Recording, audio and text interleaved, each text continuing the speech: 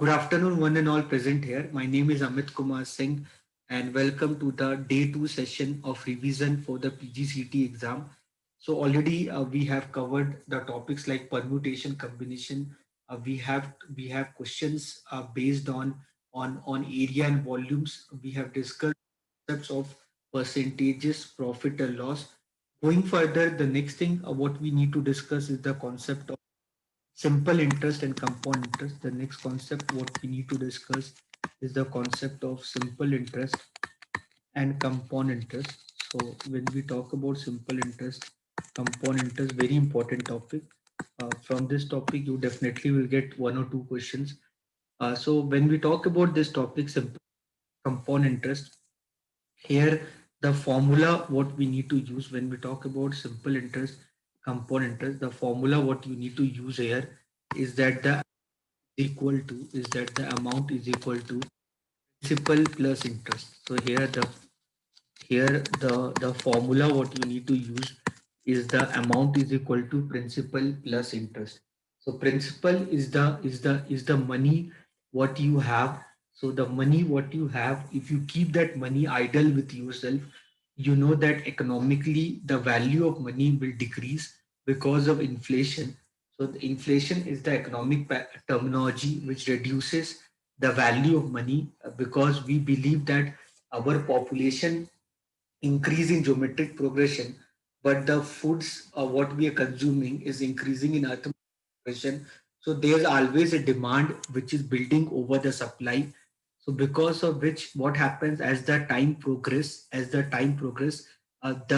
we as a social animal we compete with each other in the term of our purchasing power ability, and as the demand is building over the supply, because of which the price of goods and services whatever we are consuming, their prices are increasing, and that increase in the price ultimately affect our earning. So the money what you have, there's no point of keeping that money idle with yourself. Minimum to minimum, you need to invest your money to beat the cost of inflation. So what you do not keep your money idle with yourself. Instead of that, try to invest your money. So wherever you do investment, you will get a reward for doing that investment. So that reward, what you get, that reward we calculate in the form of interest. So ultimately the formula what you need to use here is that the amount is equal to principal plus interest. So here the formula we need to use is the amount is equal to principal plus interest. So interest is the value what you get on the consumption which you have postponed, and the final value what you withdraw after n period, that is called as amount. So here I hope you understood the formula. What is amount, what is principal, what is interest. Whenever we talk about interest, interest is calculated either by following simple methodology. We calculate the interest either by following simple interest methodology, or we calculate the interest following compound interest methodology. So we calculate interest two ways. Either we calculate the interest by simple interest methodology, or we calculate the interest by compound interest methodology. So these are the two ways how you can calculate the interest. Whenever you talk about simple interest, in case of simple interest, your principal remain constant. Whenever you talk about simple interest, your principal remain constant. Because your principal remain constant, that's why in case of simple interest methodology, you get a constant interest, because of which you get a constant interest. But in the case of compound interest, whenever we talk a compound interest, in the case of compound interest, you get interest on interest. So whenever we talk about compound interest, you get interest on interest. So where the amount of every n year will become the principal for next year. This is compound interest methodology, uh, where the amount of every n year will become the principal. This is compound interest methodology. So in case of compound interest, you get interest on interest. But in the case of simple interest, interest remain constant. So remember the two logic whenever we use this formula called amount is equal to principal plus interest. Remember that interest you calculate by two ways. Either you follow simple interest methodology or you follow compound interest methodology. These are the two ways through which we calculate. These are the two ways through which we calculate our interest. So in case simple interest, whenever we talk about simple interest does not follow time value of money. Whenever we talk about simple interest, it does not follow time value of money. Simple interest does not follow time value of money. In the case of simple interest, in the whenever we talk about simple interest, whenever we talk about simple interest, you get a constant interest, but compound interest follow time value of money. Whenever you talk compound interest, it follow time value of money. This is compound interest. So I'll make you understand example. I'll make you understand with an example. Suppose 0 to 1 year, then 1 to 2 year, then suppose 2 to 3 year. I'll take you an example to make you understand this. 0 to 1 year, then 1 to 2 year, and then 2 to 3 year. Okay. Suppose your principal is 100 rupees. Suppose your principal is 100 rupees, and rate of interest is 10% per annum. Rate of interest is 10% per annum. Per annum means every year. Per annum. Annum means year. So suppose your principal is 100 rupees and your rate of interest is 10% per annum. So means 10% of 100 rupees. Okay. So what is the interest you get at the end of 1 year? 10 rupees. What is the interest you get at the end of second year? 10 rupees. What is the interest you get at the end of third year? 10 rupees. This is simple interest. So in the case of simple interest, your interest will remain same. So this 10 rupees will be 10 rupees here. This will be 10 rupees here. This would be 10 rupees here. So if you calculate the simple interest after 1 year, if you calculate the simple interest after 1 year, if you calculate the simple interest after 1 year, that would be 10 rupees. If you calculate the simple interest after 2 years, that would be 20 rupees. If you calculate the simple interest after 3 years, that would be 30 rupees. So this is simple interest methodology. While if you talk about compound interest, while if you talk about compound interest, if you talk about compound interest, what happens in the case of compound interest? In the case of compound interest, this 10 rupees what you get at the end of 1 year, that will not be 10 rupees at the end of 2 year. On this 10 rupees what you get at the end of 1 year, on this 10 rupees you will get an interest of 10% because this is compound interest.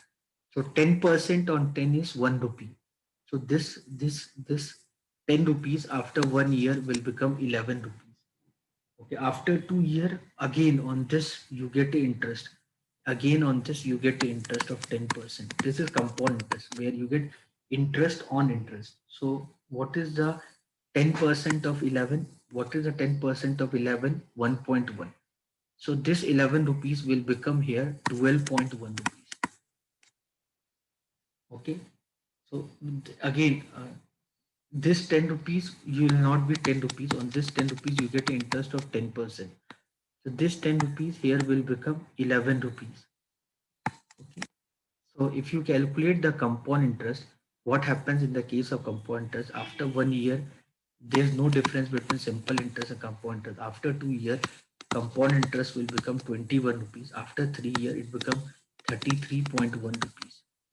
So if you see the difference, if you see the difference, so the difference, if you see the difference, so the difference after 1 year that would be 0 rupees. After 2 year here this would be 1 rupee. Here this would be 3.1 rupees. So this is how the compound interest works. In the case of compound interest, you get interest on interest. I hope you understood the concept of compound interest. In the case of compound interest, you get interest on interest. So please understand this compound interest. 1 minute. Please understand the concept of compound interest. So in the case of compound interest, you get interest on interest. Fine. So now like if your principal is 100 rupees, suppose if your principal is 100 rupees and if your rate of interest is 10% per annum, so the what you will get after 1 year, that will be 10 rupees. 10% of 100, that would be 10 rupees.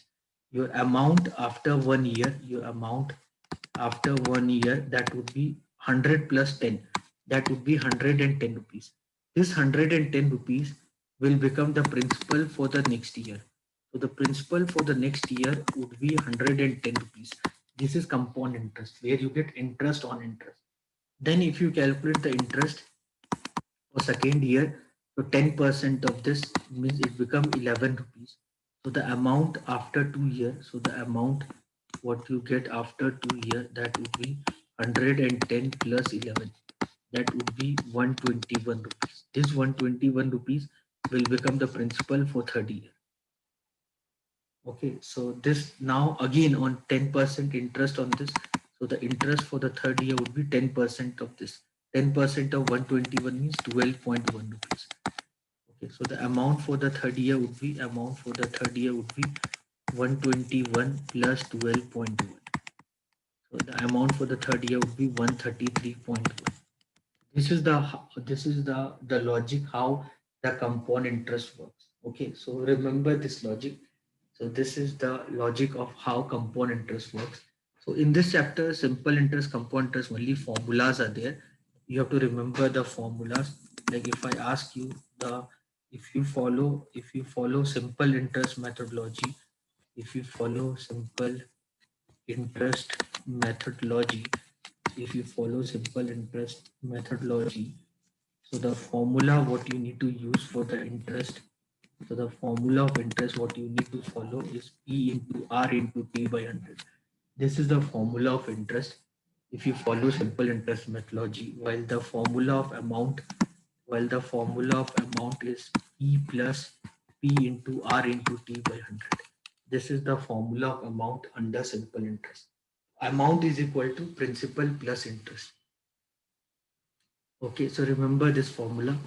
While if you follow compound interest, while if you follow compound interest methodology, while if you follow compound interest methodology, while if you follow compound interest methodology, so you the formula of your interest, the formula for your interest, take t common 1 plus r by 100 to the power t minus 1. This is the formula of interest if you follow compound interest methodology.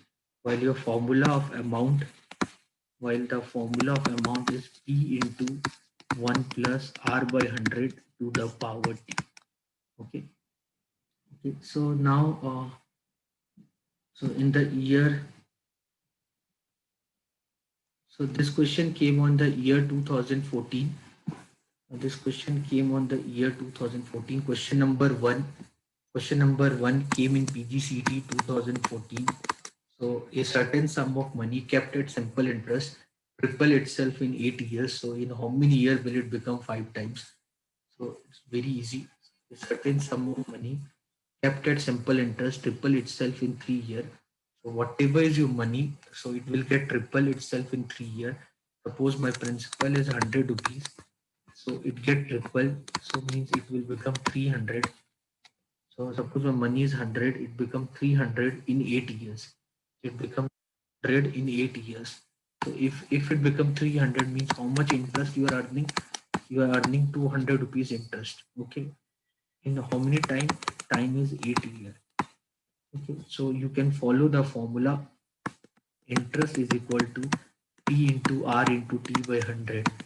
So here, so interest is, if you follow this formula, interest is 200, principal is 100, R you don't know, time is 8 years, divide by 100. So you can find the value of R. The R value is, the R is what? 50 by 2, no? R is 50 by 2. R is 25%. So you get the value of R as 25%. In how many years become 5 times? So in how many years, please? In how many years this 100 rupees will become 500 rupees? How much interest you got? You earn interest of 400 rupees. What is the time period? So they're asking you that only. No? The R value is 25% per annum. They're asking you the time period. So again, you can follow the formula. 100 is 400 is equal to 100 into 25 by 100 into t. Again, so the t value you can say is 16 years. This question came in 2014. Very simple. You can either solve it by following the simple interest formula, or you can solve it by compound interest. Sorry, by either by following interest formula of simple interest, or either you follow the amount formula of simple interest. You do anyway, the answer will remain the same. I hope you understand. So please understand one thing, that in this chapter you need to use the formula that amount is equal to principal plus interest. So you can either write the equation in the term of amount, or either you write the equation in the term of interest. That doesn't matter. Ultimately, you need to solve it. I hope you are getting the logic. So the ultimately, when you are solving, you need to solve the problem. That is what matters here. So depending upon the logic of the problem, we'll try to solve the problem. Okay, so I hope you understood this. This is question number one. Anyone have any doubt? Anyone, any doubt?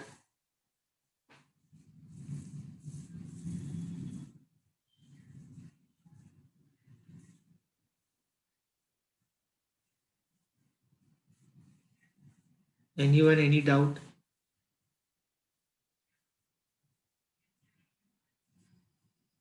Okay, so I assume that you are clear this. Now, if you see this question number two, if you see this question number two, if compound interest is charged on certain sum for 2 years at 10% per annum, the amount becomes 605 rupees. Find the principal. So find the principal. So here in this question, this is a question of compound interest. So if the compound interest is charged for on certain sum for 2 years, the time is 2 years. The time is 2 years. The rate of interest is 10% per annum. Okay, and the amount becomes 605. So the amount is 605. Your amount is 605. Time is 2 years. Time is 2 years. The rate of interest is 10% per annum. The rate of interest percent per annum. Rate of interest is 10% per annum. So they're asking you the principal value. They're asking you the principal. So you can write this amount is equal to principal 1 plus r by 100 to the power t. So this is the formula you need to use. Hmm. So here you can write amount as 605 is equal to P1 plus R. R is 10, 10 by 100 to the power 2. Time is 2 years. So you can write this amount is equal to principal. This is 1 plus 1 by 10 to the power 2. So you can write 605 is equal to P. This you can write as 11 by 10 to the power 2. So this I can write 121 by 100. P is equal to 605. So this is 6055. 121 5 is 605. So you can write principal is equal to 500 rupees.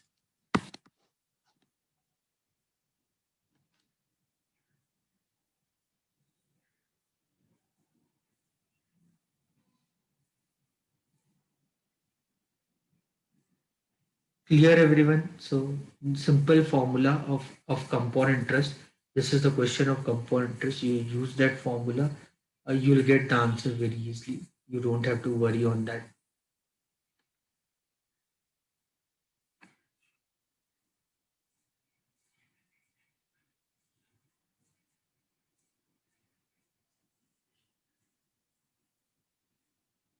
I hope you are understanding. So hmm, you see this question number three. You see this question number three. A bank can make my money triple in 2 years. A bank can make my money triple in 2 years. So bank can make my money triple in 2 years. So whatever money I give to the bank will triple my money in 2 years. the bank will triple my money. Suppose my money is 100, it become 300 in 2 years. So so the apply the formula. Amount is equal to principal 1 plus r by 100 to the power t. Okay, so I can write this equation as 3 equal to 1 plus r by 100 to the power 2. Okay, if the bank offers compound interest, this is the problem of compound interest. After how many years my balance will become 9 times of what I deposited. So I want my balance to be I want my balance to be 9 times of what I deposited. So this is so it become 3 in 2 year. It become 3 times in 2 year. I want it 9 times. So how to make it 9 times? For that, do square. If you do squaring, if you do squaring both sides, so what you will get 9 is equal to 1 plus r by 100 to the power 4. Okay, so you can write 9 is equal to 1 plus r by 100 to the power 4. So ultimately you write the equation as 9p is equal to p. If I multiply both the p, both the side, I can write 1 plus r by 100 to the power 4. So it become 9 times, it become 9 times. In how many years? It become 9 times in 4 years. That's it. Simple question. Okay, anyone have any doubt? Hmm. Then you see this next question. You see this question.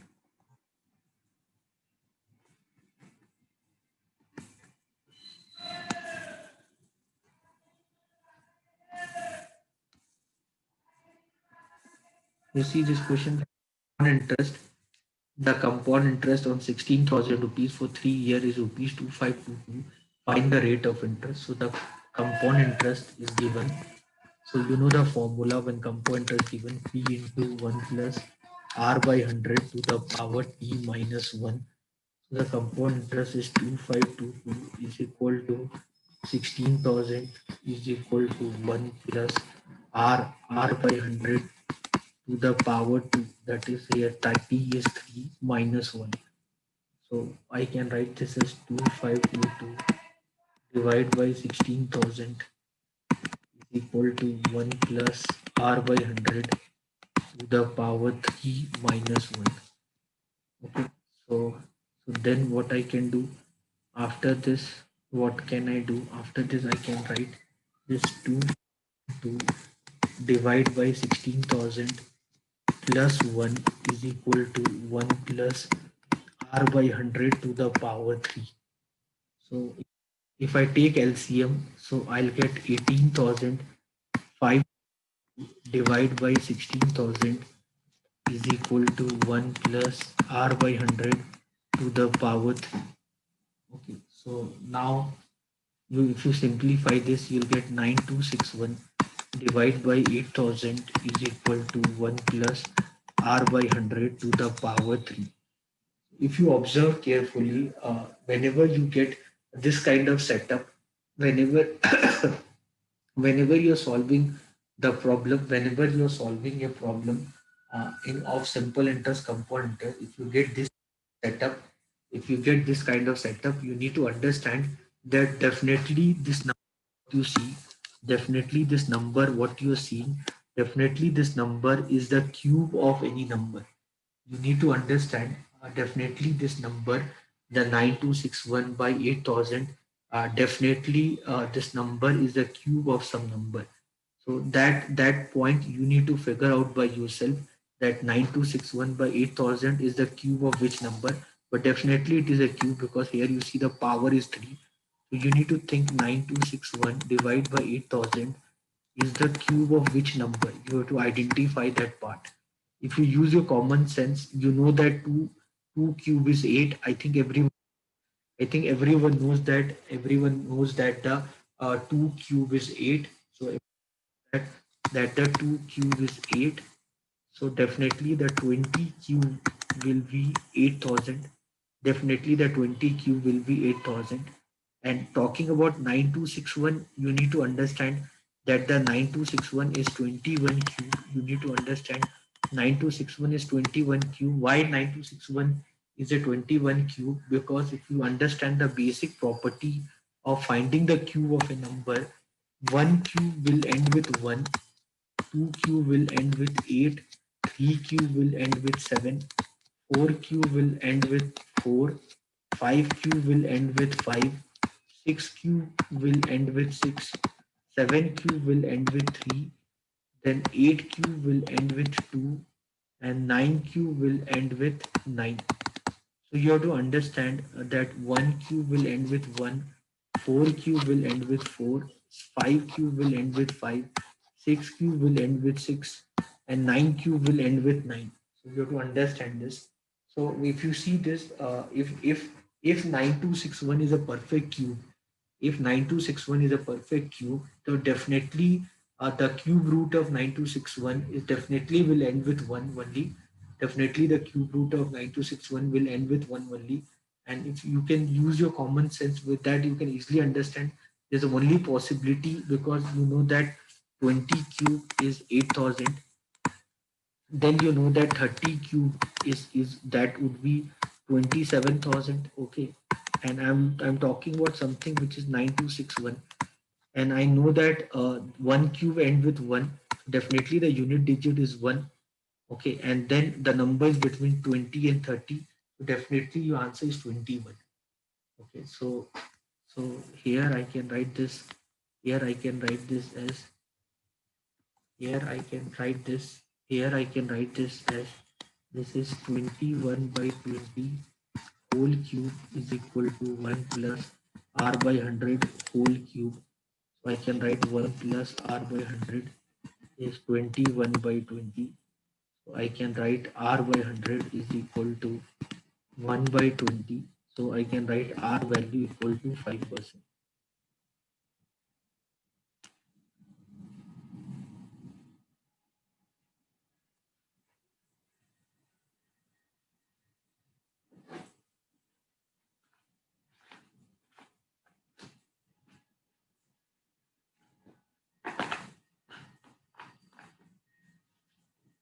So anyone have any doubt?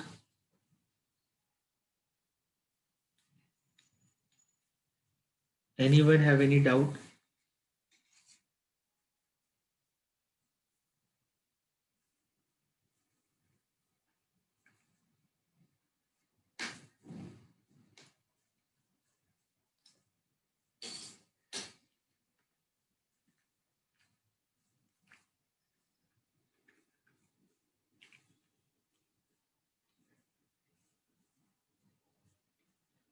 Then the next part, you remember this, after this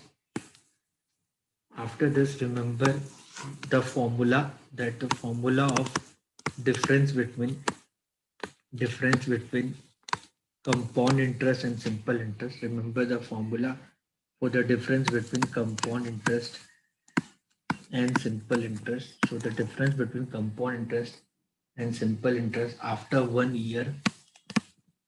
So the difference between compound interest and simple interest after 1 year, that would be 0. The difference between compound interest and simple interest after 2 years, that is PR square by 10,000. Remember this formula. The difference between compound interest and simple interest after 2 years, that would be PR square by 10,000. Remember this formula. The difference between compound interest and simple interest after 2 years. And remember this, the difference between compound interest and simple interest after 3 year formula, that is PR square into 300 plus R divided by 10 lakh. Remember this formula. I'm talking about the difference between compound interest and simple interest after 2 years. So compound interest after 2 years minus simple interest after 2 years. The difference is this PR square by 10,000. This is compound interest after 3 years minus the simple interest after 3 years. The formula is PR square into 300 plus R divided by 10 lakh. Remember this. Now understand how this came. Now think how I got this value. So the difference between compound interest and simple interest after 2 years, how I got this value. Understand this. So the difference is If I ask you after 2 years, so the compound interest after 2 years minus the simple interest after 2 years, so I can write difference. So compound interest after 2 years, P into 1 plus R by 100 to the power 2 minus 1 minus 2 P R by 100. So the difference here, if I take P common, that is 1 plus R by 100 to the power 2 minus 1 minus 2 R by 100.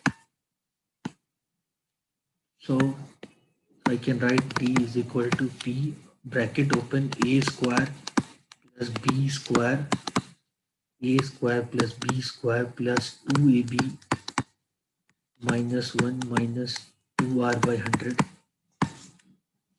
So if you see this,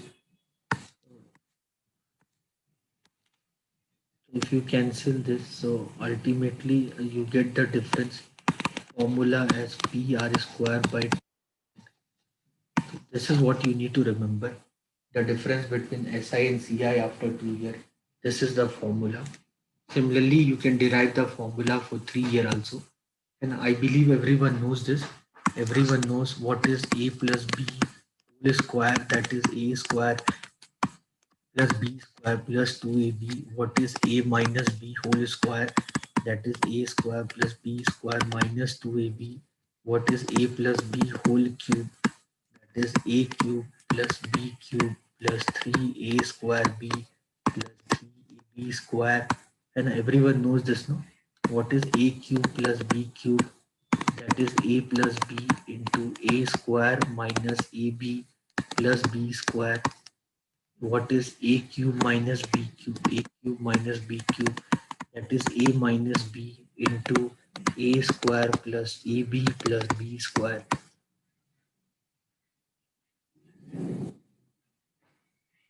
Okay, so please make sure that you aware about these formulas and all. Okay, make sure you're aware about these formulas. So to remember the difference and all. So like if you see this question number 5, if you see the question number 5, if you see the question number 5, that the difference between SI and CI on certain sum of money at 5% per annum for 2 years is rupees 25. So the difference is given to you is rupees 25. Okay, and the rate of interest is given to you is 5% per annum. The time is 2 year. Okay, the difference formula, you know that the difference formula is PR square by 10,000 is equal to 25. So P into R, R is 5 square by 10,000 is equal to 25. So this and this will get cancelled. P is equal to 10,000 rupees. So this is the principal value. P is equal to 10,000 rupees. So I hope you understood this.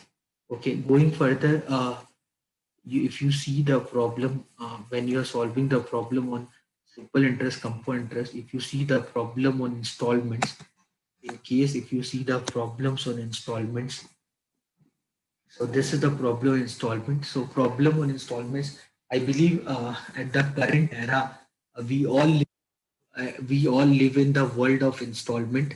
Okay, so whenever you go and buy anything, you buy anything on installments only. So whatever the form of transaction nowadays we do in the form of installments only. Okay, so now the shopping we are doing either through Flipkart or maybe through Amazon.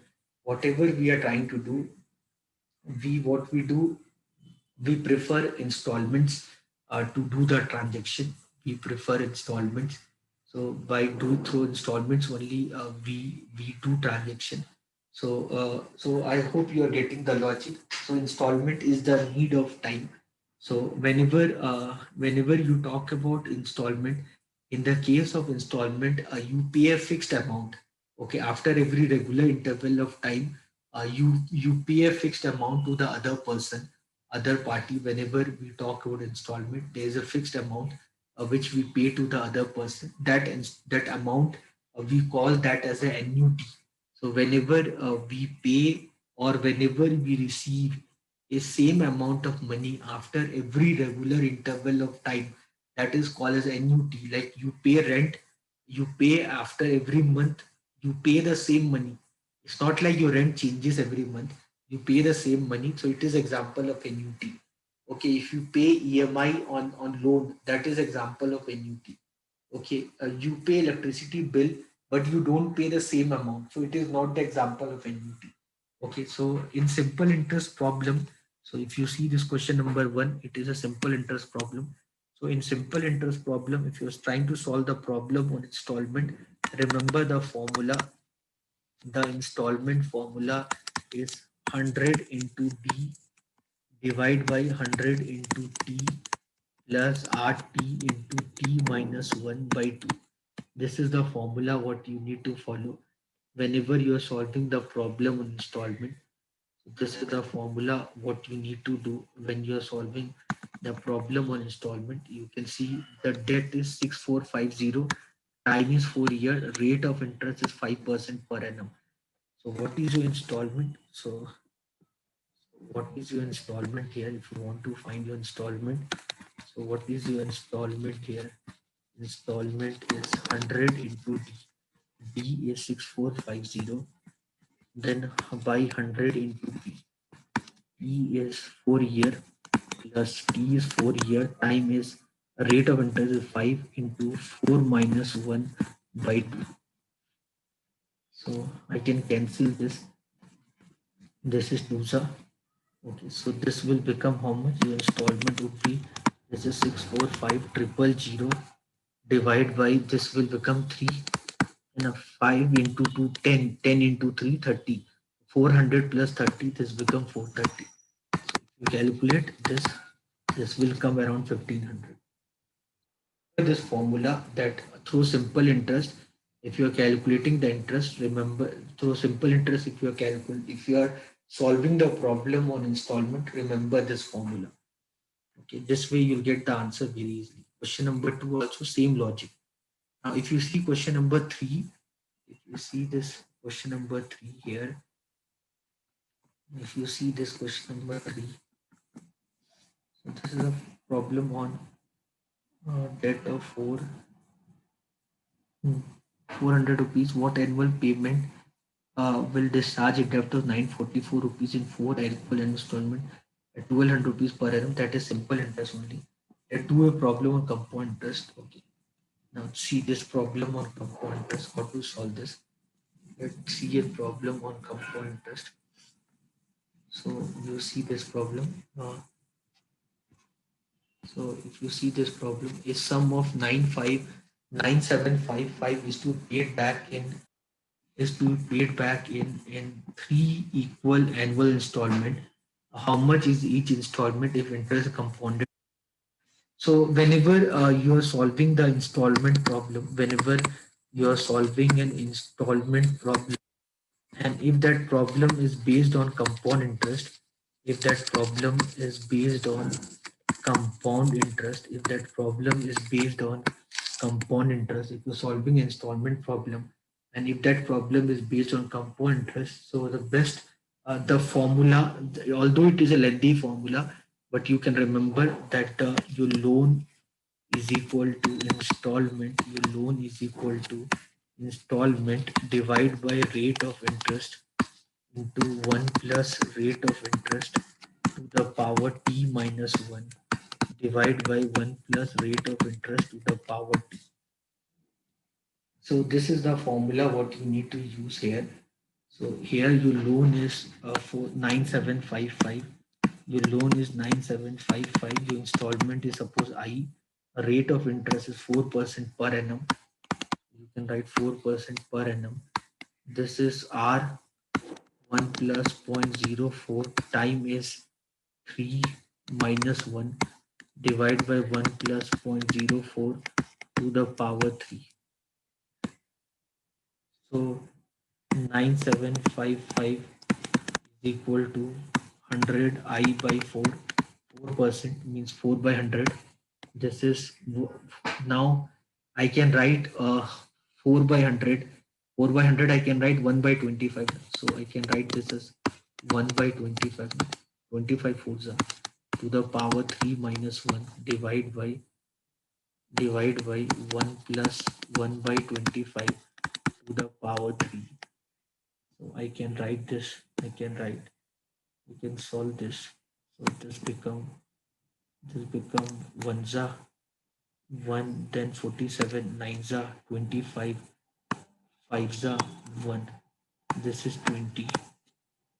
So this is 20. This is 20 means this is 5 za. So this become 1951 by 5 is equal to I.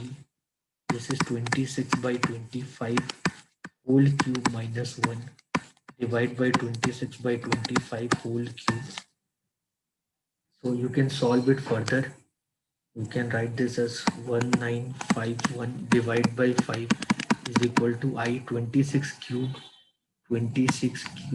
minus 25 cube divide by 26 cube. 25 cube will get cancelled. Okay, so if you want you can use the formula here. If you want you can use the formula a cube minus b cube. So 26 cube minus 25 cube. If you want you can write a minus b into a square plus ab plus b square. So you can use this formula. So this is 1, this 26 cube, 26 square is 676. 26 into 25 is how much? 625 plus 25, 650, and 25 square is 625.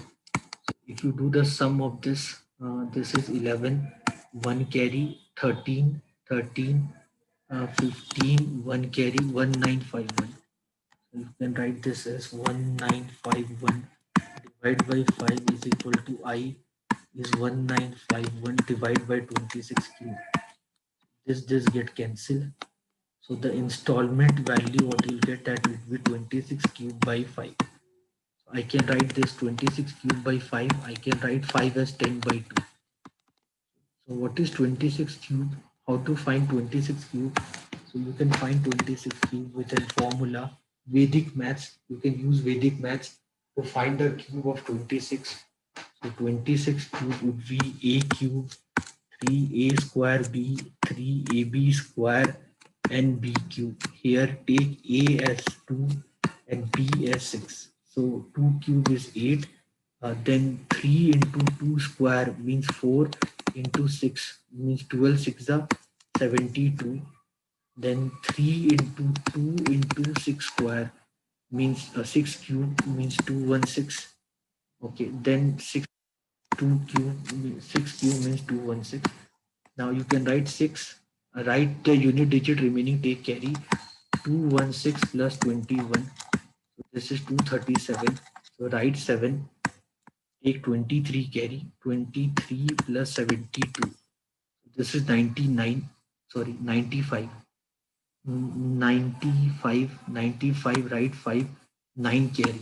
So that is 17576. That is the cube of 26. 17576. 1576.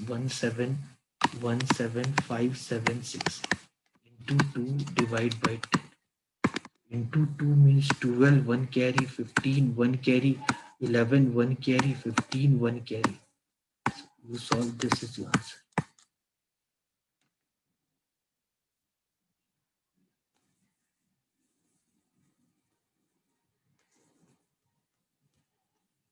So this is lengthy, but even then, just for your knowledge, I did.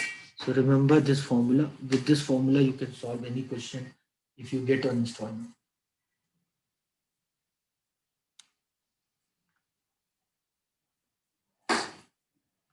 Any doubt, anyone?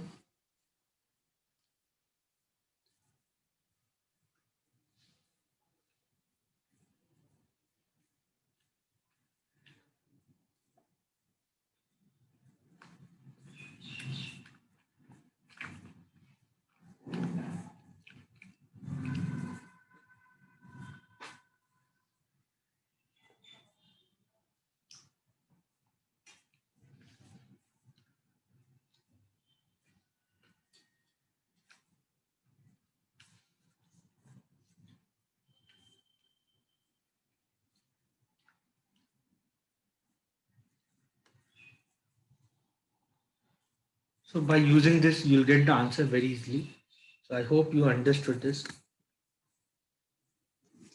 So simple interest, compound interest as such is not at all a difficult topic. You can do it very easily when you know the formula.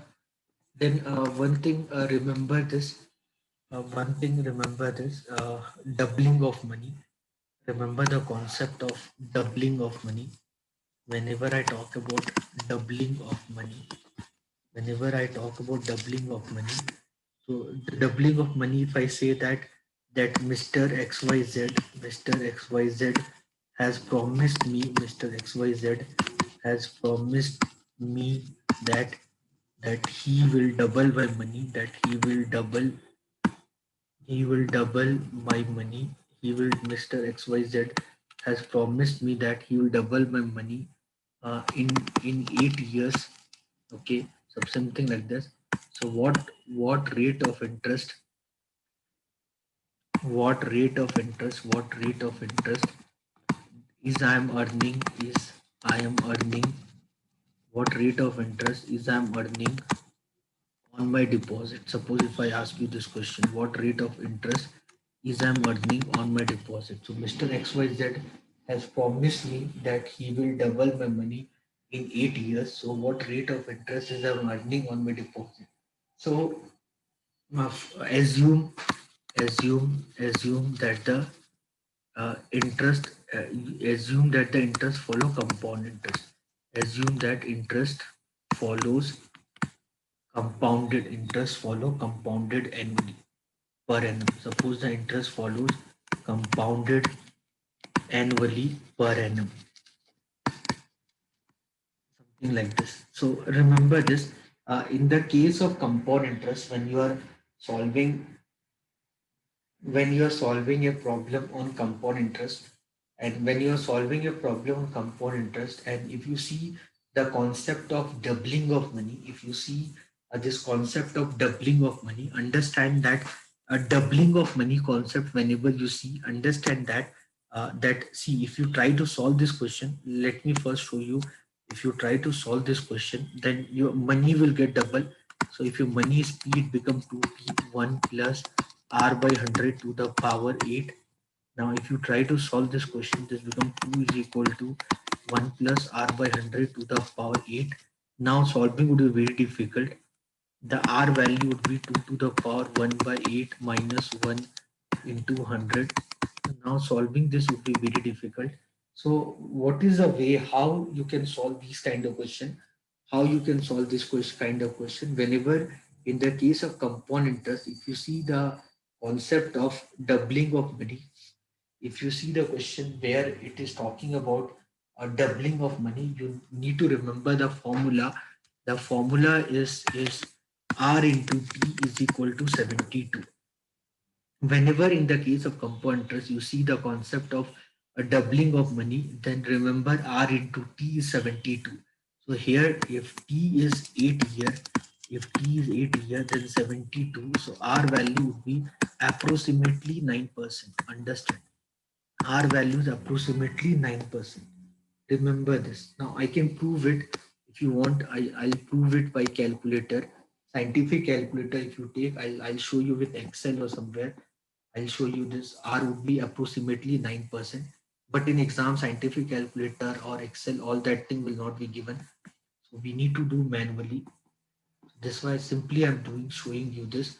So this the formula here is 2 to the power 1 by 8 minus 100. So you can see this formula. This is 2 to the power.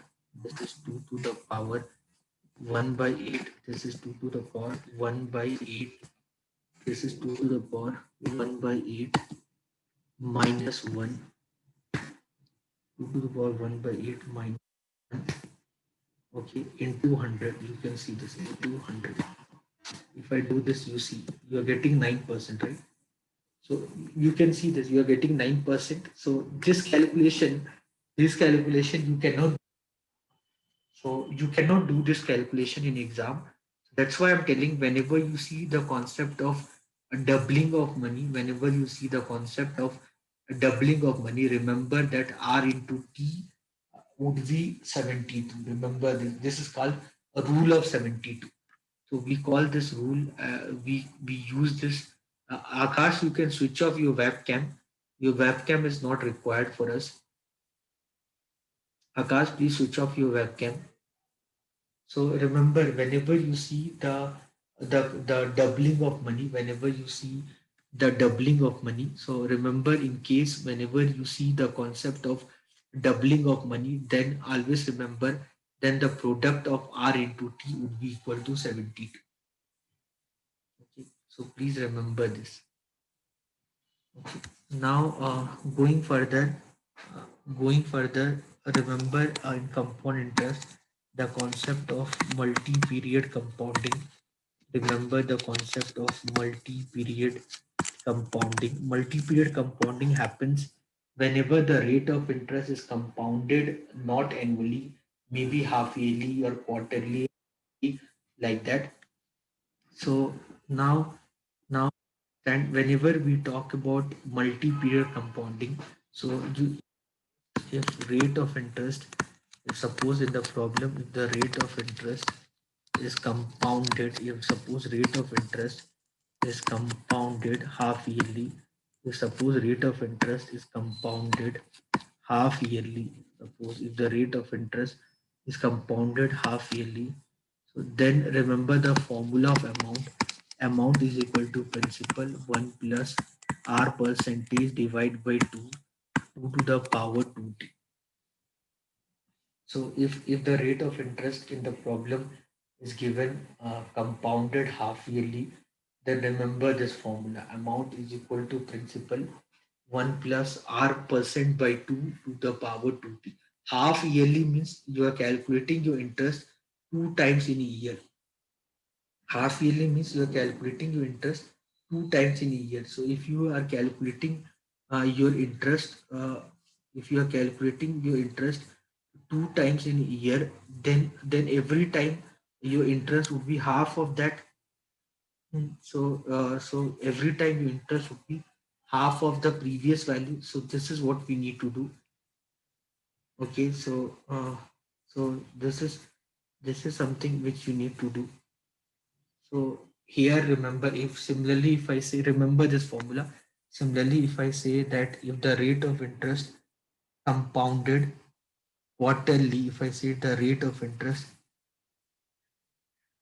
similarly if I say that if the rate of interest, if the rate of interest is compounded quarterly, if I say the rate of interest is compounded quarterly, if your rate of interest is compounded quarterly, then your amount formula, amount is equal to principal 1 plus r percentage divided by 4 to the power 40. Then your formula will become like this. So remember this concept.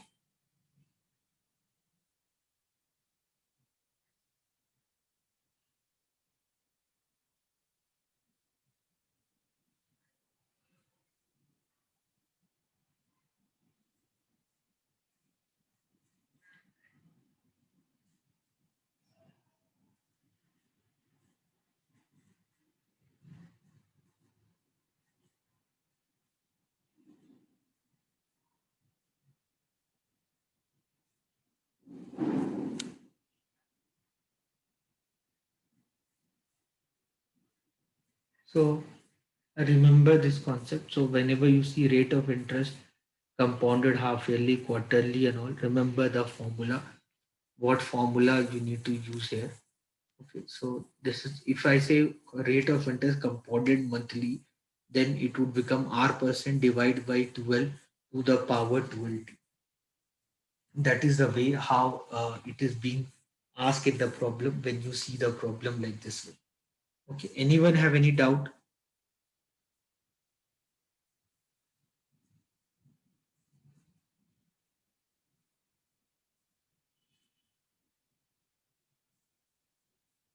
Anyone, any doubt?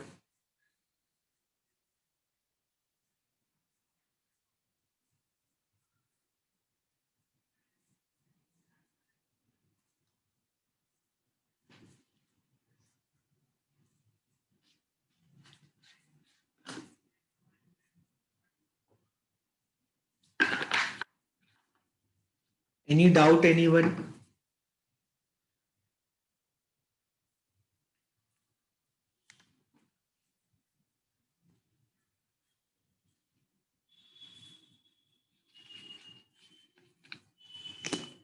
So this question came in 2019 PGCT exam. The rule of 72. This question came in PGCT 2019. So this doubling of money for concept. So it is very important. Make sure you don't forget that. Okay. Anyone have any question to be asked?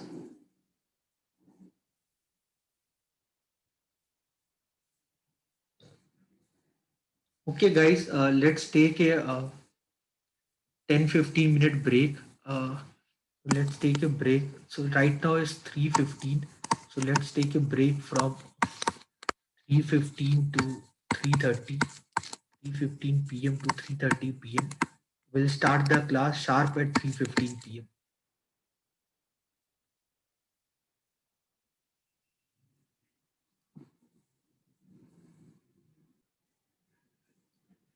So welcome back everyone. So before the break we did simple interest, compound interest. Let's start another topic which is very important for you.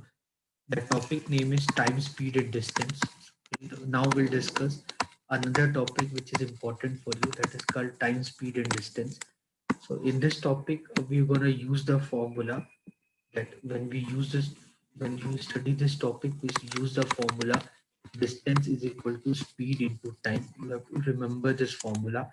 Here, if your distance is quoted in kilometer, then speed should be quoted in kilometer per hour, and time would be quoted in hour. Okay. So remember the relationship. If distance is in quoted uh, in kilometer, then speed would be in kilometer per hour and time would be in hour. While you can represent distance in meter, then speed would be in meter per second and the time will be in second. So you know the relationship that 1 hour is equal to 60 minute. You know the relationship 1 hour is equal to 60 minute. 1 minute is equal to 60 second. So you remember this 1 hour is equal to 3600 second. Remember this relationship 1 hour is equal to 3600 second. Then you should know that whenever you talk about the relationship, then you should know that 1 kilometer is equal to 1000 meter. You should know the relationship that 1 kilometer is equal to 1000 meter. Okay, and next part which you need to understand, that if you want to convert the kilometer per hour into meter per second, you have to multiply it with 5 by 18. So if you multiply the speed which is given in kilometer per hour with 5 by 18, you will get the speed in meter per second. So remember the relationship. To convert the speed, if the speed is given in kilometer per hour, to convert that into meter per second, multiply it with 5 by 18. while if your speed while if your speed is given in meter per second, and if you want to convert it into kilometer per hour, so multiply it with 18 by 5. So if you multiply it with 18 by 5, you'll get the value in kilometer per hour. So remember this relationship. Like uh, if you see this numerical, if you see this numerical here, question number one, if you see a train runs at 45 kilometer per hour, how far does it go in 6 seconds? So if you want the distance is equal to speed into time. So the speed is given in 45 kilometer per hour. So the speed is given in kilometer per hour and the time is given in second. Okay, so if you want to calculate the distance, so you cannot multiply them because speed is given in kilometer per hour and time is given in second. So either you convert the second into hour, so either you convert the second into hour, right? The speed is 45, so write 45 into 6 divide by 3600. So then you'll get the distance in kilometer. Or what you can do, convert the speed in meter per second or convert the speed in meter per second. Convert the speed in meter per second. So if you convert the speed in meter per second, you will get the distance in meter. You will get the distance in meter. Okay, so here if you see the options are given in meter. So the best way would be to solve this in meter only. So this is 6 threes are 18 and 3 15s are 45. So then the distance would be 75 meter. The distance here it would be 75 meter. So understand this concept when you are solving the problem. Understand this concept. Okay. So I hope you understood this. Now suppose if you see this question number 4, if you see this question number 4, so a car takes 3 hours. A car takes 3 hours to travel a certain distance at 50 kilometer per hour. Okay, so if you travel at 75 kilometer per hour, how much time it will take? So a car take 3 hours if it to travel a certain distance at 50 kilometer per hour. What is the distance the car has covered? So in it took 3 hours for the car. If the car is moving at 50 kilometer per hour, so the distance the car has covered is 150 kilometer. And if this car is moving at 75 kilometer per hour, so how much time the car would take to cover the distance? That would be 2 hours. Simple calculation. Okay, so I hope you are getting the logic. So you can solve this very easily. Okay, for you to solve it won't be big thing. Simple formula is there. You use the formula and you get the answer very easily. Okay, so remember this. Okay, so remember this. If you see these questions like this, if you see the questions like 16 and all, if you see this questions like 16 and all, so I shall be 40 minutes late to reach my office if I walk at 3 kilometer per hour, or I will be 30 minutes early to my office if I walk at 4 kilometer per hour. Find the distance between my home and office. For these kind of question, you can solve it by step, or you can use the shortcut formula. So the shortcut formula is distance is equal to product of speed. Distance is equal to product of speed divided by the modulus of the speed into the distance is equal to product of speed divided by the modulus of speed into a difference in arrival time, into difference in arrival time, into difference in arrival time. So product of speed, so the two speeds are 3 and 4, divide by the modulus of speed means difference of 3 minus 4. Okay, difference in arrival time. First you are 40 minutes late and then you are 30 minutes early. So first you are 40 minutes late, then you are 30 minutes early. So the difference in time is 70 minutes. This is 12 is equal to 7 by 6. The distance you will get is 14 kilometers. So remember this. So this kind of question is very important. You will find these kind of question in many exam. So make sure you don't make mistakes while solving the question.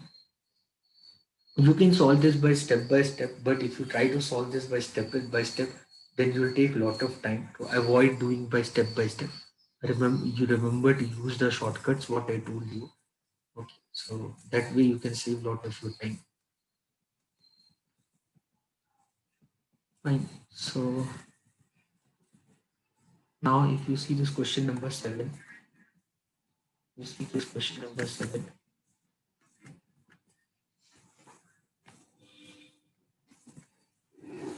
So if you see this question number 7, a milkman travels a certain distance at a 60 kilometer at the speed of 40 kilometer per hour and a distance of 40 kilometer at the speed of 60 kilometer per hour. What is the average speed for both the trip? So you can see the distance, you can see the distance covered, and then how much time, so what is the speed. Based upon that I can find his time. So you can see a milkman travel a distance of 60 kilometer at the speed of 40 kilometer per hour. So how much time it took? That is 60 by 40, 3 by 2 hour. Okay. Then at a distance of 40 kilometer at the speed of 60 kilometer per hour, the speed of 60 kilometer per hour. So how much time is going to take? That is 40 divided by 60 means 2 by 3 hours. Okay, so the total distance it covered, so the total distance it has covered is 100 kilometer, and the total time it took is 3 by 2 plus 2 by 3. If you solve this, 9 plus 4, 13 by 6 hours. 13 by 6 hours. So here you need to use the formula. Here you need to use the formula that the average speed is equal to, you need to use the formula that the average speed is equal to total distance covered. The average speed, you need to use the formula that the average speed is equal to total distance covered. Average speed is equal to total distance covered by total time taken. Average speed is equal to total distance covered by total time taken. So you have to use this formula. So here the total distance covered is 100 kilometer. The total distance covered is 100 kilometer. Total time taken is 13 by 6 hour. The average speed is 600 by 13 kilometer per hour. So 13 fours 52. Then 80. 80 means 6 then 46 2 by 13 kilometer per hour. So whenever you see the average speed, remember the concept. Whenever you see the question on average speed, remember the formula. That average speed formula is total distance covered by total time taken, and your average speed you can calculate like this. Remember this. So this is the way how you can calculate your average speed. So remember this concept on average speed. So whenever you are working on the calculation on average speed, whenever you are working on the calculation on average speed, whenever you're trying to solve the problem on average speed, and in case if the distance is same, in case if when you're working on average speed, so there you are talking two distance or three distance. If your distance is same, in case of working on average speed, if your distance is same, then directly you can apply the shortcut formula. So the average speed, if the two distance are given same, you can directly apply the shortcut formula 2s1 s2 divide by s1 plus s2. Remember this formula. So if you are working on the calculation of average speed, if the distance is given same, so you can directly apply this formula to get the answer. Something like this. Suppose you went x kilometer at s1 kilometer per hour, and then another x kilometer at s2 kilometer per hour. Okay. Or if I say I went x kilometer, the distance is x kilometer. I went x kilometer at s1 kilometer per hour, and I came back from there at s2 kilometer per hour. So in both the case, your average speed would be 2s1 s2 divided by s1 plus s2. Okay, remember that as the average speed, the examiner and all, they ask you questions on average speed because average speed is important concept. So in competitive exam, definitely we expect that from time, speed, and distance, if they're going to ask us easy problem, definitely they will ask you questions based on average speed. So remember that. Suppose I went to school. This is my home, and this is my school. So suppose if I went to school at 4 kilometer per hour, I went to school at 4 kilometer per hour and came back from school at 6 kilometer per hour. So what is my average speed? So what is my average speed? So my average speed here would be, how much my average speed would be, 2 into 4 into 6 divided by 4 plus 6. This would be 48 divided by 10. So this would be 4.8 kilometer per hour. So your average speed here, this would be 4.8 kilometer per hour.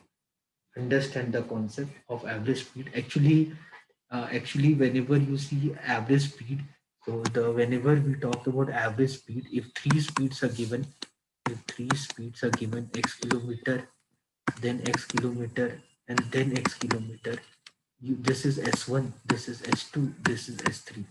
So here the average speed, here if you are finding the average speed, here if you are finding the average speed, so the average speed here, this would be 3s1 s2 s3 divide by s1 into s2 plus s1 into s3 plus s2 into s3. Remember that whenever you see the concept of average speed, understand it follow harmonic mean. Okay, so whenever you see the concept of average speed, remember that it follow harmonic mean. So harmonic mean, arithmetic mean, geometric mean, all that you should know. Whenever you say arithmetic mean means total sum of data. Arithmetic mean basically means the sum of data divided by the number of data. That is called arithmetic mean. Total sum of data divided by number of data. That is called arithmetic mean. Okay, this is called arithmetic mean, total sum of data divided by number of data. While when we talk about geometric mean, while when we talk about geometric mean basically means nth root of the individual data, product of nth root of individual data. This is called harmonic. This is called geometric mean. You can write this as x1 into x2 into x3 will extend to the power 1 by n. This is called geometric mean. Whenever you speak about harmonic mean, whenever you speak about harmonic mean, the formula of harmonic mean is n divided by 1 by x1 plus 1 by x2 plus 1 by x3 till 1 by xn. So remember the concept of arithmetic mean, geometric mean, and harmonic mean. Remember their formulas. So it is important for us to work on this formula. Okay, so I hope you understood this.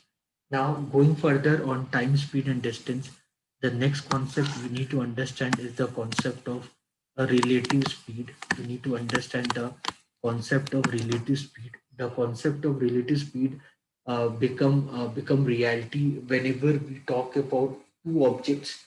Whenever we talk about two objects, they are moving. So either they're moving in same direction or they are moving in opposite direction. So whenever you talk about the movement of two objects, whenever we talk about the movement of two objects, either they are moving in same direction or they are moving in opposite direction. So whenever we so understand that if the two object is having a distance between them as d kilometer, if this is moving toward this object at s1 speed kilometer and this object is moving toward this object at s2 kilometer per hour, so what is the relative speed? So the relative speed between them. So whenever the two objects is moving toward each other, so they will meet each other soon. The time will decrease. That's why the speed will increase. If they're moving toward each other, they then both will cover some part of the distance, and ultimately they'll meet soon. So whenever the two objects move in opposite direction, so the relative speed between them is s1 plus s2. So when they'll meet, time to meet, when they'll meet, that would be d is the distance, d divided by s1 plus s2. This is the time to meet. While if there's a one object which is chasing the other object, suppose this object is moving at s1 and the distance between them is d kilometer, and this object is running behind this object in s2.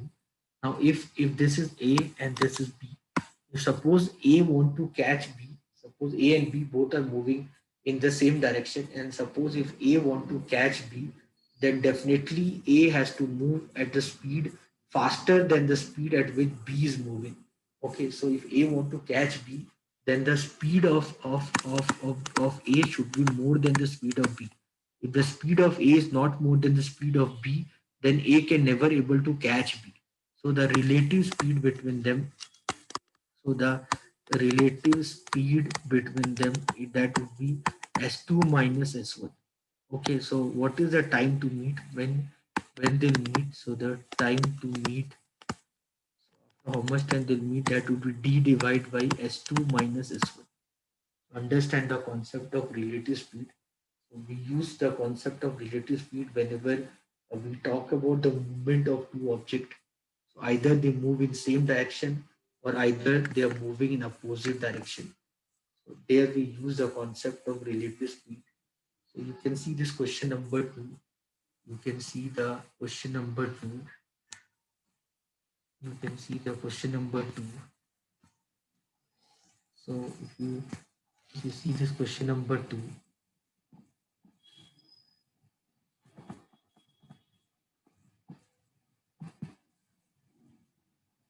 if you see this question number two, Aman start from a place at 7 a.m. at the speed of 10 kilometer per hour. The Rahul start from the same place at 9 a.m. with the speed of 15 kilometer per hour. When will the Rahul meet Aman? So Aman start from the place at 10 a.m. at the speed of 10 kilometer per hour. So Aman has started at 7 a.m. at the speed of 10 kilometer per hour. Rahul start from the same place at 9 a.m. Rahul started after 2 hours. So Aman is moving at 10 kilometer per hour. So in 2 hours, what is the distance the Aman would have covered? In 2 hours, the Aman would have covered 20 kilometer. Every hour, Aman is moving at 10 kilometer per hour. So in 2 hours, Aman would have moved 20 kilometer. Now Aman is moving at 10 kilometer per hour, and here is the Aman, and Rahul is moving behind him at 15 kilometer per hour. Now, if Rahul want to chase Aman, if Rahul want to catch Aman, then the speed of Rahul should be more than the speed of Aman. Then only the Rahul can catch Aman. If Rahul can catch Aman, only when if the speed of Rahul is more than the speed of Aman. So here you know that 15 is more than 10. Definitely somewhere in the future, the Rahul will be able to catch Aman. Okay, so what I'll do, I can find the relative speed between Rahul and Aman. So I can find the relative speed between Rahul and Aman. So the relative speed between Rahul and Aman is 15 minus 10. So then the relative speed between Rahul and Aman is suppose 5 kilometer per hour. Okay. Then what is the distance between Rahul and Aman? So, so what I can do, I can find the distance. I can find the distance. What is the distance between them? So, so, so what is the distance between them? So the distance between them is 20 kilometer. And the relative speed is 5 kilometer per hour. How much time they will take to meet? That is 20 divided by 5. That means 4 hours. How much time they will take to meet? That is 4 hours. So means Rahul will be able to meet Aman after 4 hours. Okay, so after 4 hours after 9 a.m. So 4 hours after 9 a.m. means they'll meet at what time? So Rahul will able to chase Aman at 1 p.m. I hope you could understand this. So this is the concept of a relative speed. This is the concept of relative speed.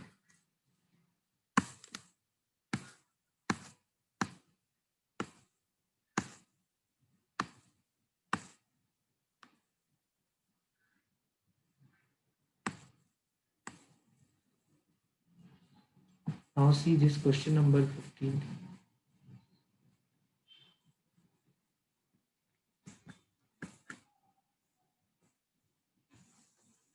Now see the question number 15. Everyone please read this question. Try to solve this question if you can.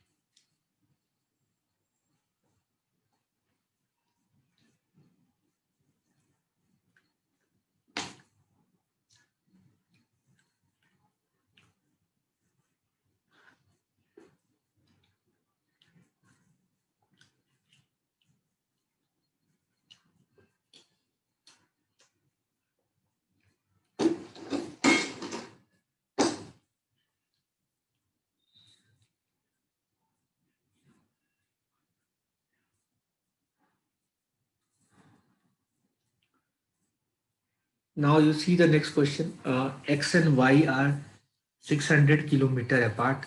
Here, if you see this question 15, so the two stations are there, X and Y. They are 600 kilometer apart. A train starts from X and move toward Y at the rate of 25 kilometer per hour. A train starts from X, move toward Y at 25 kilometer per hour. There's another train start at Y at the rate of hmm,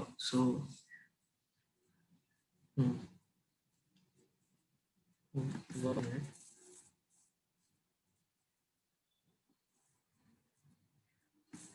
So X and Y are 600 kilometer apart. A train start from X and move toward Y at 25 kilometer per hour. Okay, there's another train start here at 35 kilometer per hour. So now they are moving in opposite direction. So what is the relative speed between them? So the relative speed between them is 60 kilometer per hour. What is the distance between them? 600 kilometer. So after how much time they'll meet? They'll meet after 10 hours. So how far from X will they cross each other? So these two train will meet after 10 hours. So in this train hour, suppose this is train A, this is train B. What is the distance covered by train A? What is the distance covered by train A in this 10 hour? So the train A would cover 250 kilometer. This train has covered 250 kilometer, while in the same 10 hour this train has covered 350 kilometer. Because speed is more, so because this train speed is more, would cover more distance. So how far from the X they cross each other? So how far from X? This is X, this is Y. So from X they will cross each other after 250 kilometer.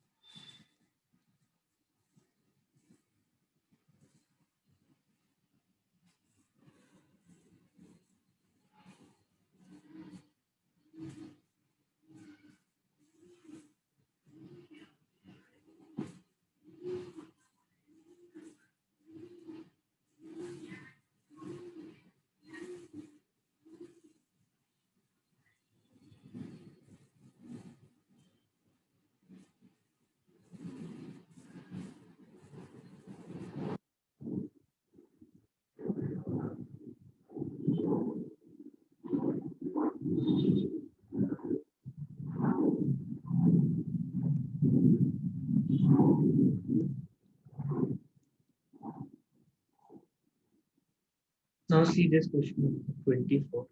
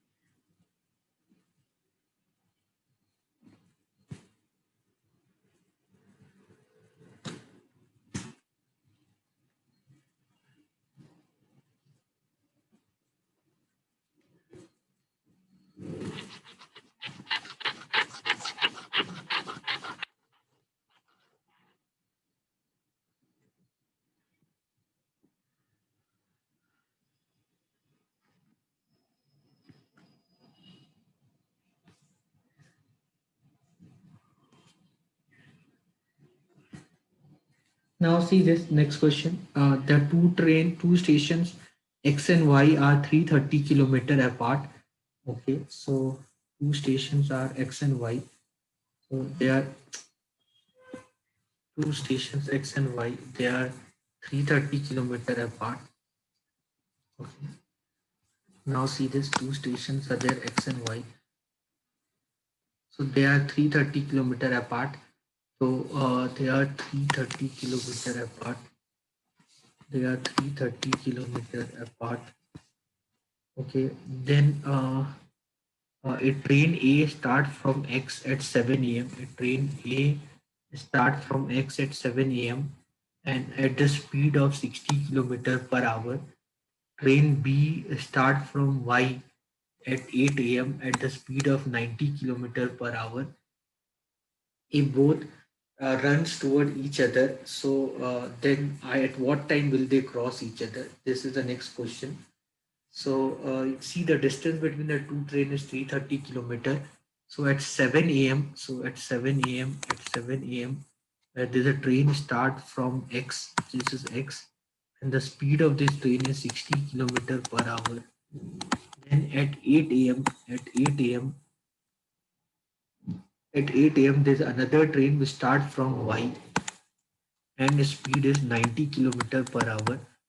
So you have to understand here that you cannot use the concept of relative speed here. You cannot use the concept of a relative speed here right from the beginning, because the train from X is starting at 7 a.m. while the train from Y is starting at 8 a.m. So you have to understand the train from X is starting at 7 a.m. while the train from Y is starting at 8 a.m. So from 7 a.m. to 8 a.m. only one train is moving. So from 7 a.m. to 8 a.m. I hope you can understand there's only one train is moving. Both trains are not moving. So from 7 a.m. to 8 a.m. only one train is moving. So you cannot use the concept of relative speed between 7 a.m. to 8 a.m. So because the other train started moving at 8 a.m. So in 1 hour, if this train is moving at 60 kilometer per hour, so in 1 hour, what is the distance this train would have moved? In 1 hour, this train would have moved 60 kilometer. Okay, so now when you talk about 8 a.m., so when I talk about 8 a.m., this train is moving at 60, this train is moving at 90. When I talk at 8 a.m., now I can use the concept of relative speed. Now the distance between the two train will become 270 kilometer, because from 7 a.m. to 8 a.m. this train has covered 60 kilometer. Now I can use the concept of relative speed here. Now the relative speed between the two train now is 150 kilometer per hour, while the distance between them is 270 kilometer. So how much time they will take to cross each other? That would be 270 divided by 150 hour. So how much time they will take to cross each other? This would be 9 by 5 hour. So 9 by 5 hour, you can write this as 1 4 by 5 hour. So 1 4 by 5 hour means 1 hour 48 minute. So how much time it will take? That would be 1 hour 48 minute. So you can convert 4 by 5 hour into minute. So after 8 a.m. it would take 1 hour 48 minute. So means both the train will cross each other. Both the trains will cross each other. Both the train will cross each other. Both the train will cross each other at 9:48 a.m. Both the train will cross each other at what time? Both the train will cross each other at 9:48 a.m. Understand that.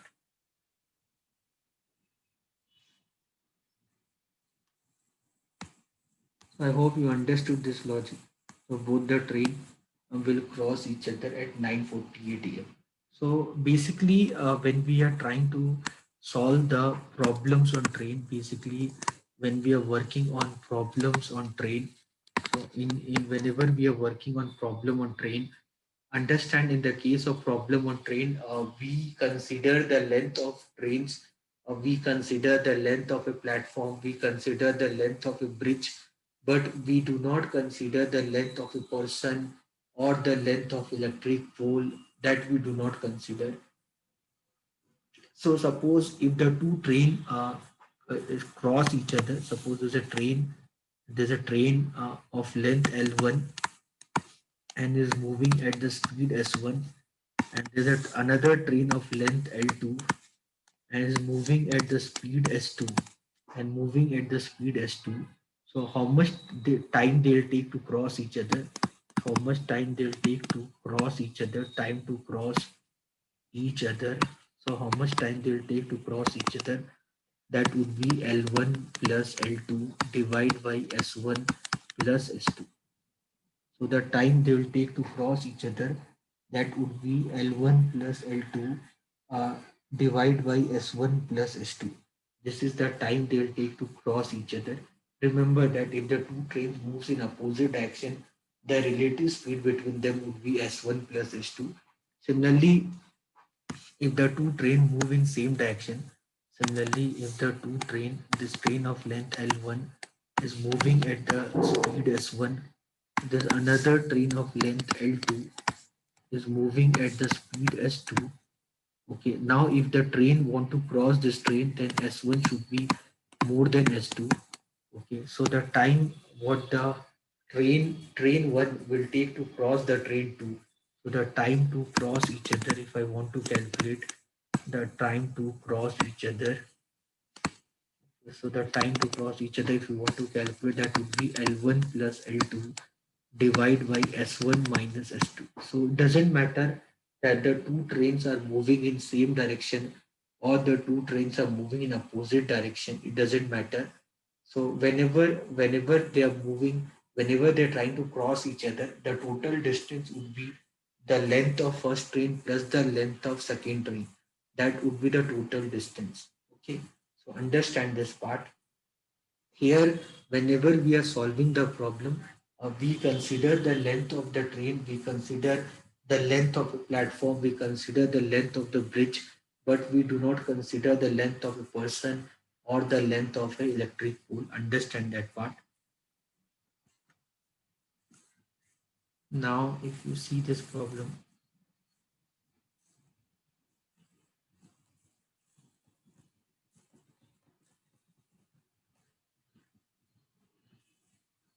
now see this question.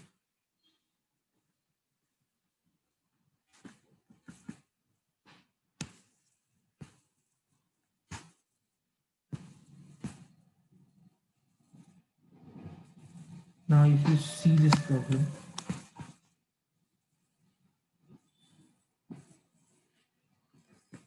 Now, if you see this problem, of a train 120-meter long, there's a train which is 120-meter long, crosses a pole in 10 seconds. This train cross a pole. There's a pole is there, and the train crossed this pole in 10 seconds. Why the train took 10 seconds to cross this pole? Because the train has to cover its own length. So why the train took 10 seconds to cross the pole? Because the train has to cover its own length. So you use the formula distance is equal to speed into time. The distance here is 120 meter. Speed we don't know. So the time what the train took to cross this pole is 10 seconds. So with that you can get the speed of the train. The speed of the train is 12 meter per second. The speed of the train is 12 meter per second. Now how much time will it take to cross? So how much time will it take to cross another train which is 80 meter long, coming from opposite direction as 28 meter per second? So this train is there, our train, which is of 120-meter long, and this train is going at the speed called 12 meter per second. Now this train is crossing another train. The other train is of 80-meter long. The other train is of 80-meter long and is going at the speed of 28 meter per second. It is going at the speed of 28 meter per second. So when these two trains are crossing each other, I told you the formula time to cross each other. So the time to cross each other.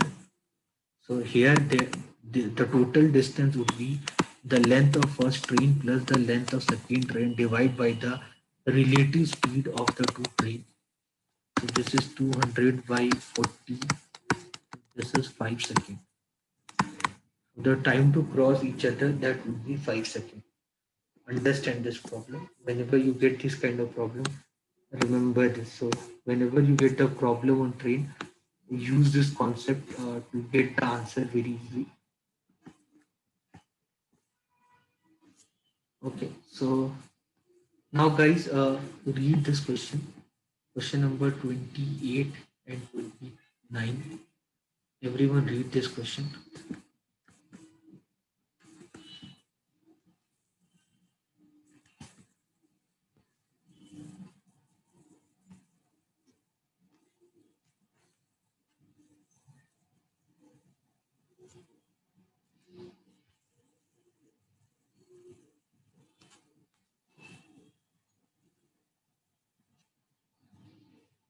Everyone, please read 28 and 29 question. Very important question. I hope this is visible for you.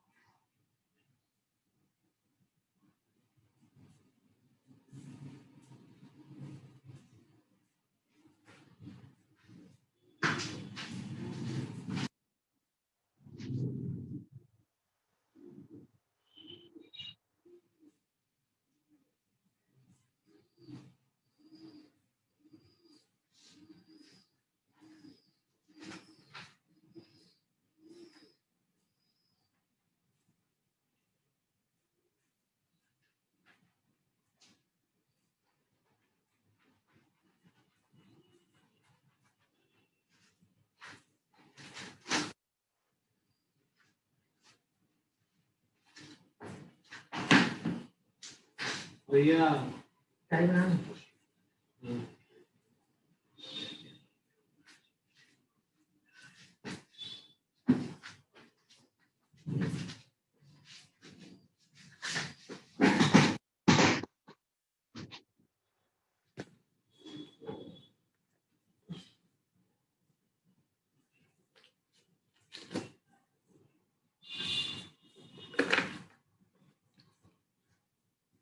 Now, guys, I assume that you read this question. This question 28 and 29 are very important. So what is the formula, shortcut formula if it comes in exam?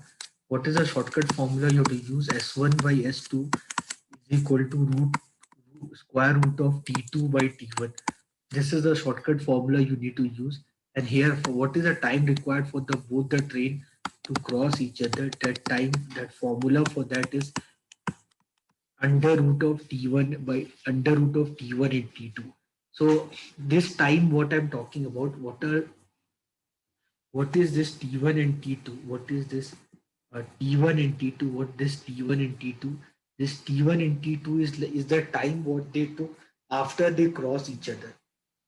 So after they cross each other, how much time they're gonna take to cover the distance. So here you read that. So after they meet, what is the time? So the train A, how much time the train A takes? A takes 9 hour, while train B takes 4 hour. So here T1 is 9 hour and T2 is 4 hour. Okay. So after they cross each other, what is the time the train one will take to reach the destination, that is T1? After they cross each other, the time what the train second has take to reach destinations 4 hours. So here, when you see this case, the speed of train 1 is 36. So what is the speed of train B? So the speed of train 1 is 36. What is the speed of train 2? So T2 is 4 hour and T1 is 9 hours. So 36 by S2 is 2 by 3. So the S2 value is 54 kilometer per hour. And here this is T1, T2. So under root of 4 into 9, this is 6 hours. So what is the time required for both the train to cross each other? So what is the time that after is so find out the train required, find out the time required for both the trains to cross each other. It's not the train. Find out the time required for both the train to cross each other. So means both the train they met after 6 hours, and after they cross each other, the train one took 9 hours, while train two took 4 hours to reach the destination. Remember this concept. I hope you are understanding this. Okay, so now see the next part of the question, that is called race and games. Then see this next kind of question, that is called race and games. So in time, speed and distance, the next set of questions can be race and games. This kind of questions, we call them as race and games. We call them as race and games. So race and games. So in 100-meter race, A beat B by 20 meter and C by 25 meter. So 100-meter race is there. So in that 100-meter race, when A run 100 meter, A beat B by 20 meter. So B run 80 meter, and A beat B by 20 meter and C by 25 meter, and C run 75 meter. So you can understand this is the ratio of the speed. If you want to find, that is 20 is to 16 is to 15, that is the ratio of the speed. You can understand the ratio of the speed. If you want, you can find the ratio of the speed if you want. If it requires for you to do that, you can do that part. Okay, that is the ratio of the speed. Then, so in 100-meter race, A beat B by 20 meter and C by 25 meter. So B beats C by how many meter in same race? So understand, if you look at the situation, so if this is 80-meter race, if this is 80-meter race, if this is 80-meter race, then B beats C by how many meter? B beats C by 5 meter. Can you understand this? Imagine if this would have been 80-meter race, the B would have beat C by 5 meter. And because when A has run 100 meter, the B has run 80 meter, and C has run 75 meter. So if this would have been 80-meter race, B would have beat C by 5 meter. Okay, so similarly, but they're actually asking you 100-meter race. So in 1 meter race, B beats C by how many meter? B beats C by how many meter? B will beat C by how many meter? By 1 by 16 meter. So in 100-meter race, in 100-meter race, B beats C by how many meter? That would be 100 by 16 meter. 100 by 16 means 6.25 meter.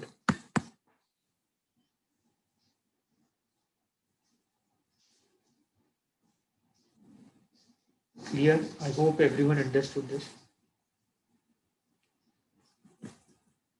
Okay. So understand this concept. Now we'll see the next part of the question.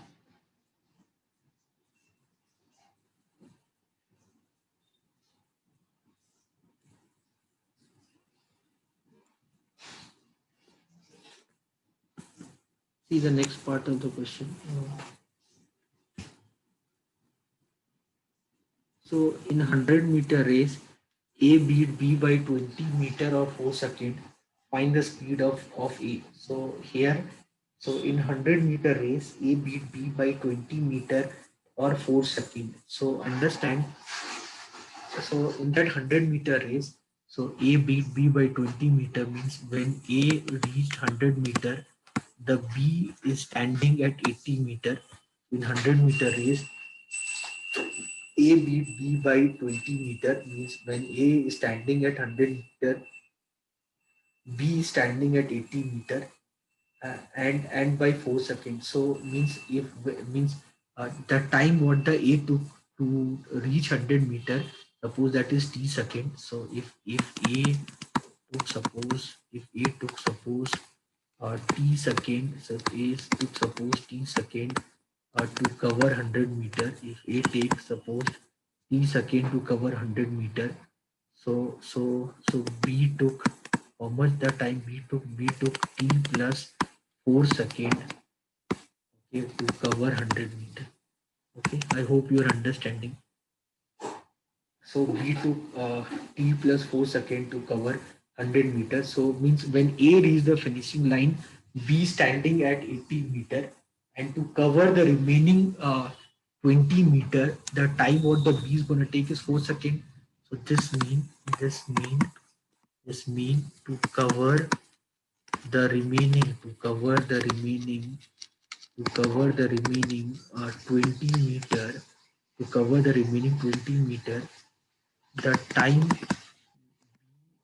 will take is 4 second, 4 second, no? So the time what the B is gonna take is 4 seconds.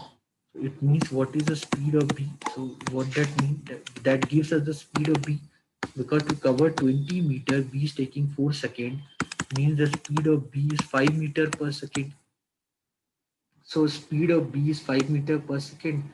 But in the problem, they're asking us the speed of A. They're not asking us the speed of B. So what I can do to find the speed of A, I know that the time in which A covered 100 meter, in the same time, the B has covered, I know that in the same time B has covered 80 meter, correct now?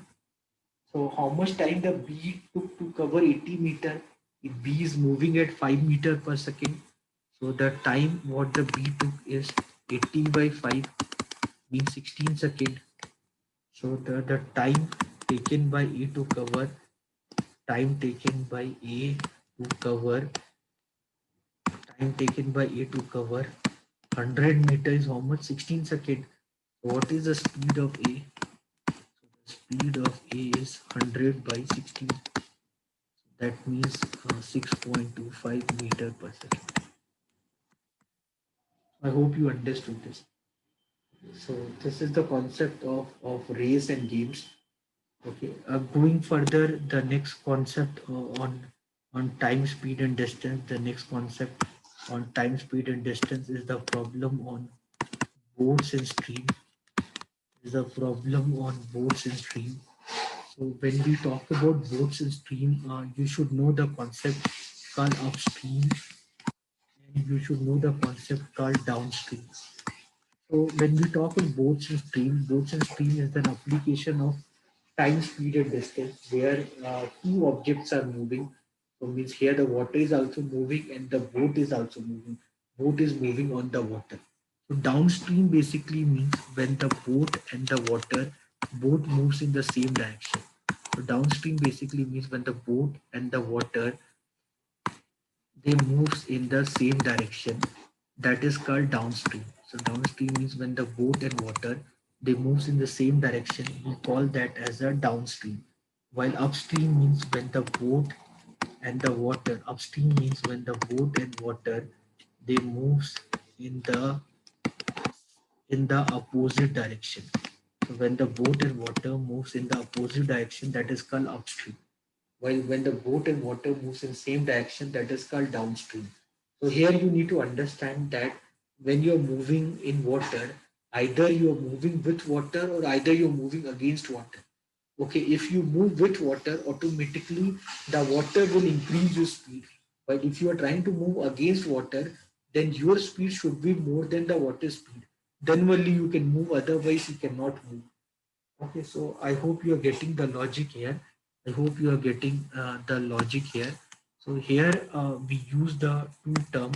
One is called speed of boat in still water. The speed of boat in still water. Still water means when the water is not moving. Suppose that is x kilometer per hour. And suppose the speed of water is y kilometer per hour. Okay, so your speed in downstream, so your speed in downstream would be x plus y kilometer per hour. So your speed in downstream would be x plus y kilometer per hour, while your speed in upstream would be x minus y kilometer per hour. So if you want to move against water, your speed should be more than the water speed. Okay, if your speed is not more than the water speed, then you cannot move against water. Okay, so if you want to move against water, your speed should be more than the water speed. Okay, so in upstream, automatically you can see the speed of upstream is less than the speed of downstream. So automatically will take more time in upstream than the downstream. I hope you are getting the concept. Okay, so logically, then again, for solving the problem upstream and downstream, you can use the same formula. The distance is equal to speed into time. The everything is same, logic is same, everything is same. The only thing is that you should know these terms, upstream and downstream. With that, you can solve any questions whenever you find any question in upstream and downstream. You can easily solve them. Okay, so whenever you see upstream downstream problem, solving is not a big thing. You can easily solve it. So you can see this.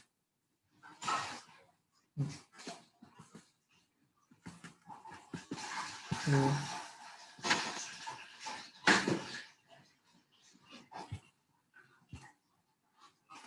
so a stream is running at 2 kilometer per hour.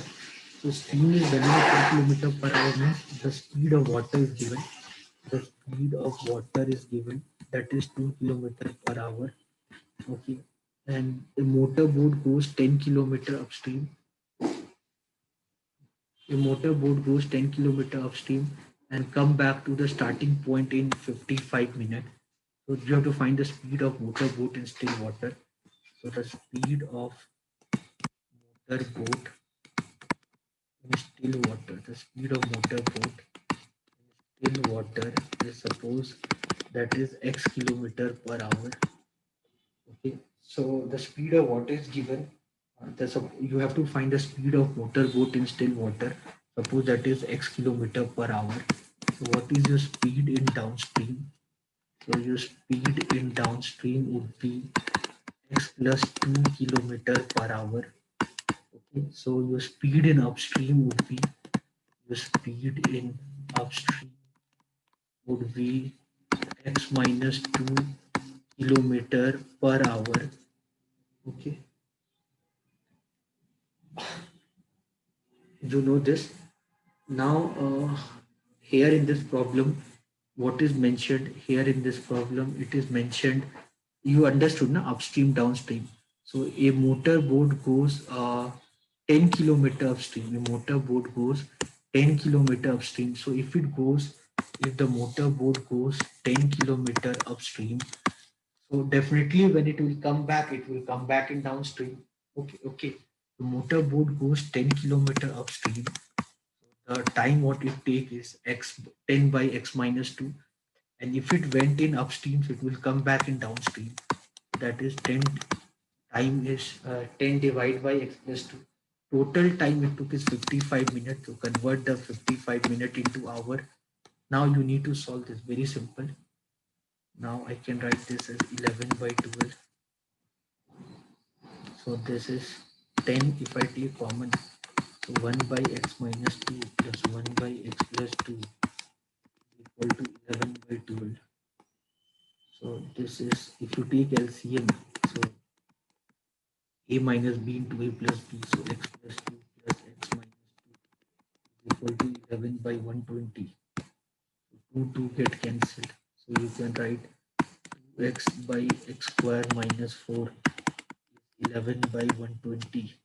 So I can write 4x square minus 44 is equal to 240x. So I can write 11x square minus 44. I can write here 11x square. Here I can write 11x square minus 44 is equal to 240x. So I can write 11x square minus 240x minus 44 is equal to 0. Now you know how to solve a quadratic equation. Everyone knows how to solve a quadratic equation. So what how to find the roots of the equation? Minus b plus minus root of b square minus 4ac by 2a. You can use this formula. So then you can find the value of x. X is equal to 240 plus minus 240 square minus minus plus 11 into 44 divide by 22. 2 into a. So you can write x is equal to 240 plus minus, this is 57600 plus 44 square 1936 divide by 22. You can find the value of x. X is equal to 240 plus minus, this is how much you get, 57600 by 1936. This is 3615 595 59536 divided by 22. So here you need the square root of 59536. So how will you find the square root of 59536? I believe everyone knows how to find the square root 59536. So you take a pair 2 square 4 4 1 195 4 4. So this is 44 4 is 176. This is 9, this is 1936 48. Then again Forza. Again Forza. So you will get 1936. You get 244.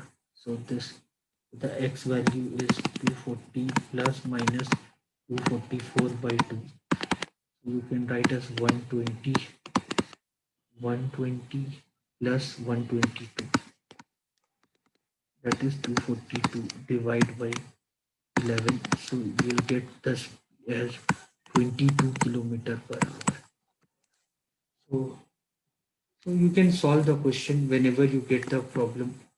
You can solve the problem like that way. So this, like this, whenever you get the problem, you can solve them like that way. You just need to use the equation distance is equal to speed into time, and you'll get the answer very easily. Okay, anyone have any doubt before I take a break? Anyone any doubt? Anyone any doubt? So let's take a break. So right now in my clock it is 4:32. Right now take a break from 4:32 to 4:47. Okay. Let's take 15-minute break. So we'll meet at 4:47. Thank you everyone. Let's take a break, 15-minute break.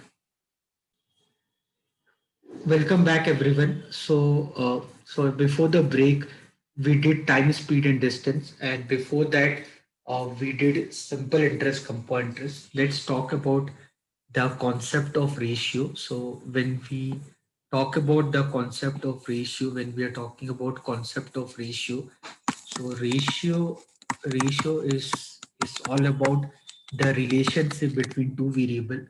Suppose the two variables are A and B, where A is called as numerator, B is called denominator. The other way to write A and B is A is to B.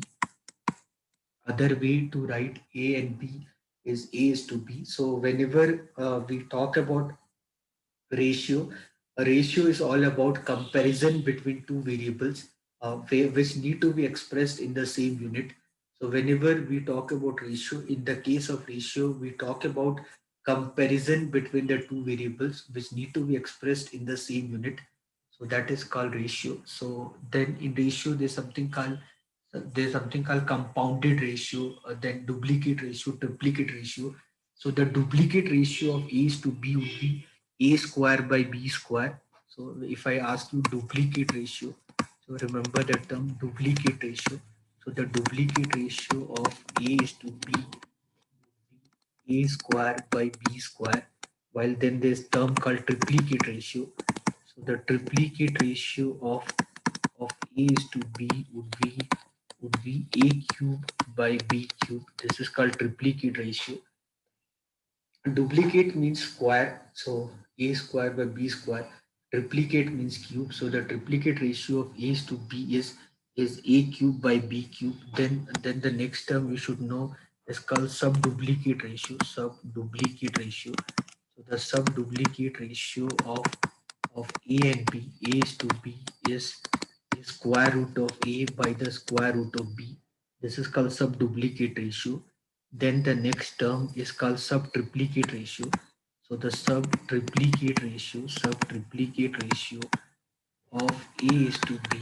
So the subtriplicate ratio of A is to B is the cube root of A by the cube root of B. This is called subtriplicate ratio. So remember this term: duplicate ratio, triplicate ratio, subduplicate ratio, subtriplicate ratio. You should know these terms. Okay, so you remember that. Now going while trying to solve the problem on ratios and all, when you talk about solving questions and ratios, not at all difficult, you can easily do that. A few shortcuts and all, if I talk about a few shortcuts on ratios, like basically where's the questions on ratios, leave it. So suppose if you see the ratio between, suppose the ratio between m is to n is a is to b, the ratio between m is to n is a is to b, and the ratio of n is to p is, suppose c is to d. Okay, so what is the ratio of m is to n is to p? That would be ac is to bc is to bd. So you should know this ratio. So this is something which is important for you. In exam, if you get a problem, you can solve it very easily by using this. So suppose the ratio between A is to B is suppose 2 is to 3, while suppose the ratio between B is to C is suppose 5 is to 7. So what is the ratio of A is to B is to C? That is 10 is to 15 is to 21. Remember this. So when you solve the problem on ratio, you remember to use this logic to get the answer. You will get the answer very easily. So remember this shortcut. Now going further on ratios, when you talk about equality of two ratios, when you talk about equality of two ratios, when I talk about equality of two ratios, it is called as proportion. It is called as proportion. Equality of two ratios, whenever we talk about, we call this as a proportion. Okay, so this is called as proportion. So if I say a by b is equal to c by d, so if two ratios are equal, so I'll say a by b is equal to c by d. So I'll say a is to b is to, okay, where a is called first proportion, here a is called as the first proportion. Okay, B is called as the second proportion. B is called as the second proportion. C is called as the third proportion.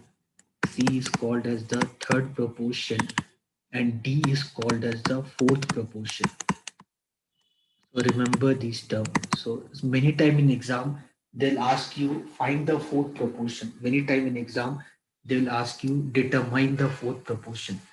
So many time in exam, they'll ask you determine the fourth proportion. They will ask you determine the fourth proportion. Many time in exam, they will ask you determine the fourth proportion. So the fourth proportion formula for the fourth proportion is the product of second and third proportion divided by the first proportion. Remember that. So if I ask you what is the fourth proportion, if I ask you what is the fourth proportion of 2, 3, and 5, what is the fourth proportion of 2, 3 and 5? So the fourth proportion of 2, 3 and 5, that is equal to 3 into 5 by 2. That is equal to 7.5. Okay, so understand this part.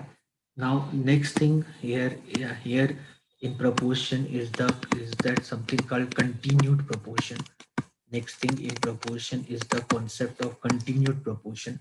Continued proportion means when A by B is equal to B by C is equal to C by D is equal to D by E, like that, that is equal to K.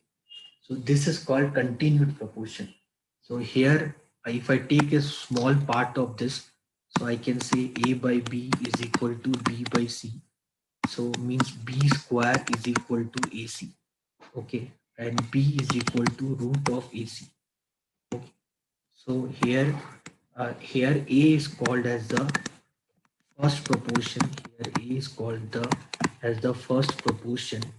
Okay, B is called here, B is called as the mean proportion. B is called here is the mean proportion, and C is called as the third proportion, and C is called as the third proportion. So here A is called as the first proportion, B is called as the mean proportion, and C is called as the third proportion. So if I'm asking you what is the mean proportion, if I'm asking you what is the mean proportion, what is the mean proportion, what is the mean proportion of 2 and 3? So what is the mean proportion of 2 and 3 if I'm asking you? So you write the equation as 2 by 3 is equal to 3 by x. So sorry, mean proportion they're asking you. So mean proportion is unknown. So if you are asking you mean proportion means that is unknown. So it will express like this way. 2 by x is equal to x by 3. Okay, so whenever I'm asking you mean proportion, simply multiply the two terms and take the square root of that. So what mean proportion of A and C is square root of AC. So if you get any problem on mean proportion, if you are getting any problem on mean proportion, what you do, simply multiply the two term and take the square root of that. That is the formula of mean proportion. If I ask you what is the third proportion, if I ask you what is the third proportion, what is the third proportion of 2 and 3, what is the third proportion of 2 and 3? So the third proportion of 2 and 3, if I'm asking you, so equation would be 2 by 3 is equal to 3 by x. This would be your equation. So your equation would be 2 by 3 is equal to 3 by x. Okay, so if I'm asking you what is the third proportion, so that would be 9 by 2 or 4.5. Understand this. So this fourth proportion, mean proportion, third proportions, they are very important, probably for exam point of view. So remember them. So keep that in your mind. Now, now if you see this,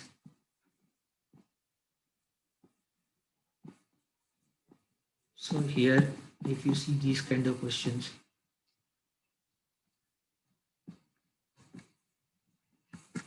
now if you see this kind of question in ratio, that in what ratio must a grocer mix two varieties of pulses costing 15 rupees and 20 rupees per kg to get a mixture worth 16.5 rupees. So this is the application of ratio. So two types of pulses is there, pulses 1, and there's another type of pulses called pulses 2. I'm mixing two types of pulses. One is of 15 rupees, another is of 20 rupees, and the mixture what I'm getting is 16.5 rupees. It is an application of ratio. This is called alligation mixture. You are mixing two kind of pulses. So how to get the answer? So remember the ratio in which these two pulses you are mixing. So in what ratio they will be. So remember the logic. So this would be 16.5 minus 15. This would be 1.5. This would be 20 minus 16.5. This would be 3.5. So the ratio of pulse 1 by pulse 2, the ratio would be, if you want the ratio, So in what quantity should I mix the pulses 1 by pulses 2 if I'm mixing them? So the ratio would be what ratio? That would be 3 is to 3.5 divided by 1.5. So the ratio in which I mix the pulse 1 by pulse 2. So the ratio would be 7 is to 3. Understand this. So like this you can solve the question very easily. If you get a problem, so if you do like this way, you get the answer very fast for solving these kind of question. Okay, everyone. So if you see this question,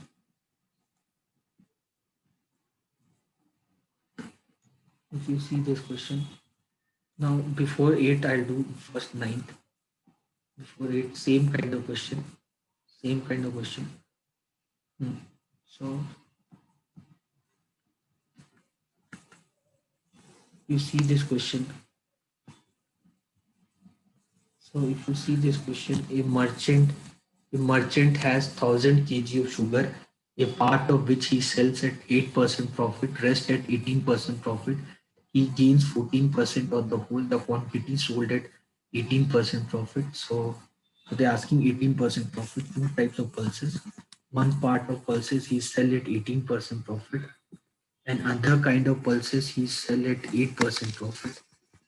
Okay, and on average he get 14% profit. Okay, so they're asking the quantity sold at 18% profit. So let this quantity is x kg. So this quantity would be 1,000 minus x kg. Okay, so this would be 14 minus 8 means 6%. This would be 18 minus 14 means 4%. So the ratio of them, so the ratio of them, this is x kg, this is 1,000 minus x kg. So the ratio is 3 by 2. So this is 2x is equal to 3,000 minus 3x. This is 5x is equal to 3,000. So x is equal to 600 kg. Simple. So you can solve the question very easily. Like this way, if you do, you can solve the question very easily. So it is an application of ratio and proportion. So this is like before only I discussed this. Before only I discussed this, I told you this. So here you can see the ratio of A is to B. The ratio of A is to B is 4 is to 7, and ratio of B is to C is 5 is to 9. So the ratio of A is to B is to C, that would be 4 5s are 20, 7 5s are 35, is to 7 9s are 63. This is the ratio. Simple.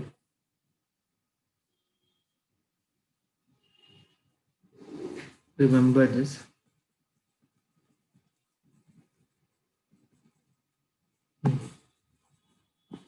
Now you see this question.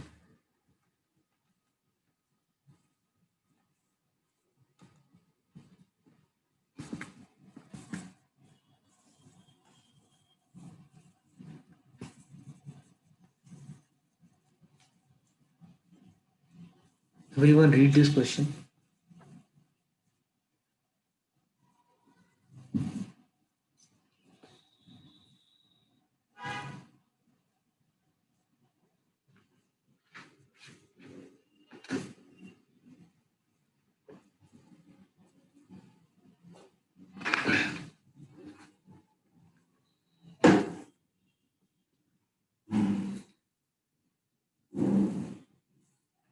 See this question, everyone. A container contains 40 liter of milk.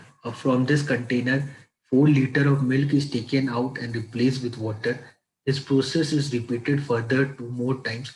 How much milk is now contained in the mixture? So you can do this lengthy wise, or you can do this step by step wise. You can understand from 40 liter you're removing 4 liter. So you're removing 10% of milk every time. You do this process 3 times. So there's a direct formula is there for this, that is called initial ratio of A that formula is the initial ratio of A into 1 minus volume removed, initial ratio of A into 1 minus volume removed by total volume to the power n is equal to final ratio of A. That gives you final ratio of A. So A, what is A? A is the variable. A is the variable which is getting reduced. A is the variable which is A is the variable.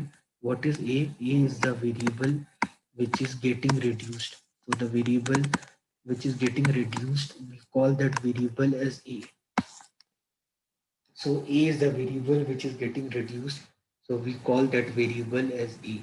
So here in this problem, milk and water, every time you are removing a certain part of milk and you are adding water. So every time you do this process, the milk volume, the milk percentage will keep on reducing.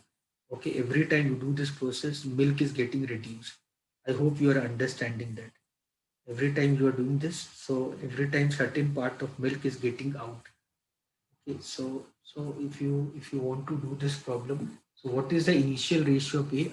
Initially it was 100% milk, no, initially it was 100% milk. So what is the ratio of A? Milk was 1.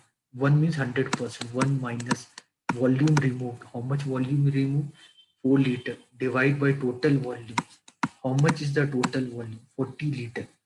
You did this process 3 times and then it gave you the final ratio of A. This will give you the final ratio of A. A means final ratio of milk in the mixture. That is A. That gave you the final ratio of milk in the mixture. So if you understand this, this is 1 minus zero point 0.1 whole cube. This is zero point 0.9 whole cube. That is 0.729. So that is the final ratio of milk in the mixture. That is the final ratio of milk in the mixture. That is the final ratio of milk in the mixture. Okay, that is the final ratio of milk in the mixture. So you see the total volume was 40 liters. So what is happening? Every time you are removing a part of milk and you are adding the same part of water. Every time, every time in this process, every time in this process you are removing whatever the part of milk you are removing, that many part of water every time you are adding. So the total volume will never get changed. Total volume will remain the same only 40 liters. So what is the final volume of milk left in the mixture? So the final volume of milk. So the final volume of milk left in the mixture. So the final volume of milk left in the mixture is basically 0.729 into 40. So that is,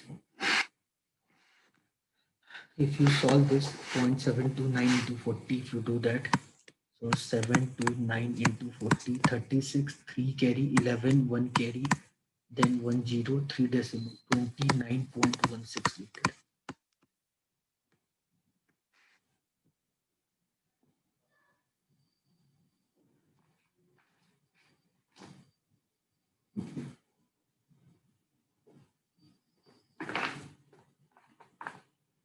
So this is the final volume of milk left in the mixture, that is 29.16 liter. Clear everyone? The other way, if you want to do step by step, we can do step by step also. You want to do step by step, we can do step by step also. So initially it was 40 liter milk. Initially it was 40 liter milk. From 40 liter you remove 4 liter milk, added 4 liter water. So now the milk become 36 liter and the water has become 4 liter. Now the water has become 4 liter. The total is 40 liter. Okay. So it means now the percentage of milk is 90%. The percentage of water is 10%. Okay. Now from this, if you remove 4 liter of mixture, if 4 liter mixture is removed, now from this, a 4-liter mixture is removed. Now from this 4-liter mixture is removed. So the how much? So the volume of water come out. So the volume of water come out is equal to, if you remove 4-liter mixture from it, so in 40 liter the water is 4. So now if you remove 4 liter of mixture, so how much the milk water will come out? 0.4 liter. So 10% is the water. So if you remove 4 liter from that, 10% will come out. So 0.4 liter will come out. How much is the volume of milk come out? How much the volume of milk come out? So milk is 90%. So that would be 3.6 liter. And a 0.4 liter, what is coming out? Definitely the milk will come out is 3.6 liter. Okay, so now if you see the volume, how much water left in the mixture. Now the water left in the mixture is 4 liter was the water. You remove 0.4 liter. Now the water left in the mixture is 3.6 liter. Now the water left in the mixture is 3.6 liter, and milk was 36 liter. So from 36 liter, if you remove 3.6 liter, how much it is left is point 0.4. Sorry, 1 minute.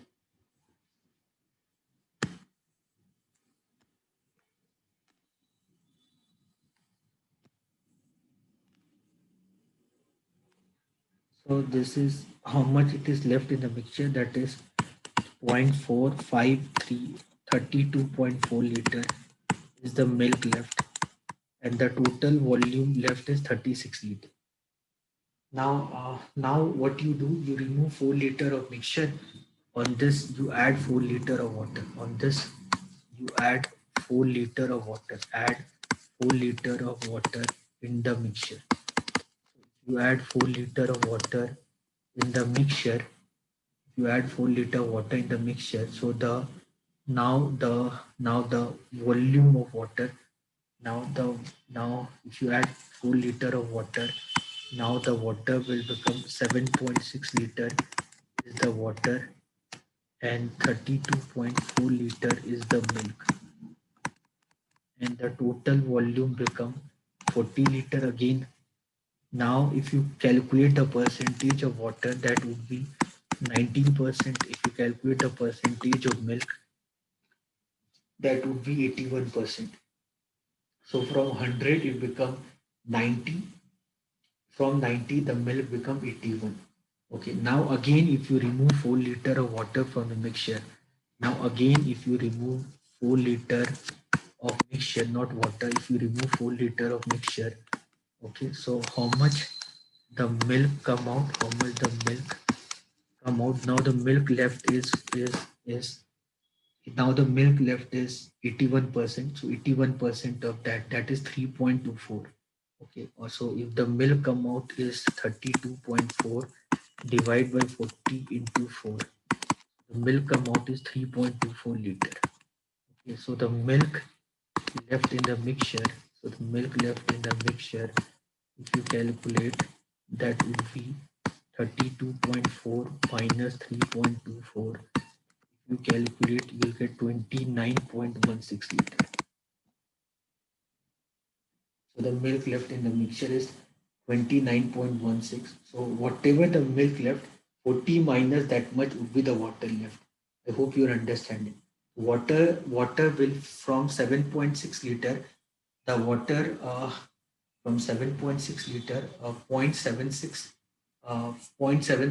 liter will go out. So if you talk about water, you can, if you want to calculate the volume of water, you remove 4 liter mixture, add 4 liter water. So volume of water left initially from 7.6, 0.76 will go out, and then you added 4 liter.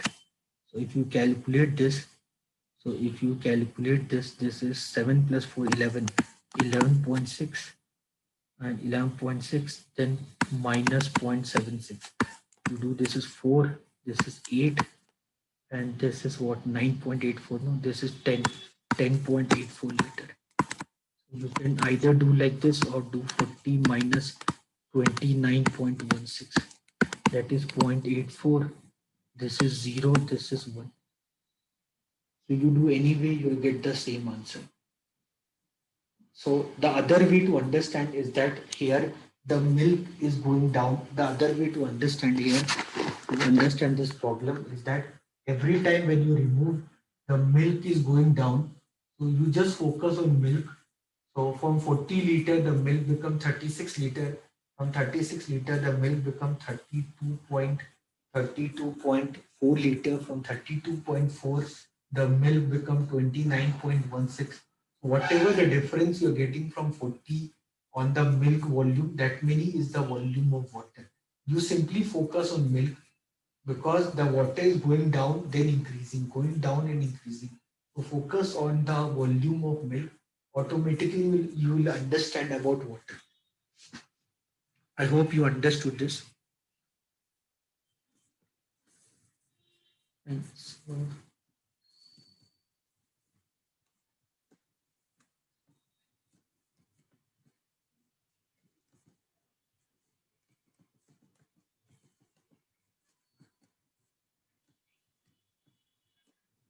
you can easily solve these questions and all. You can easily solve.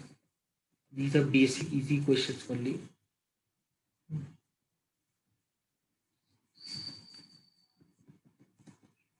Everyone try to solve this question. Question number 8. Everyone try to solve question number 8.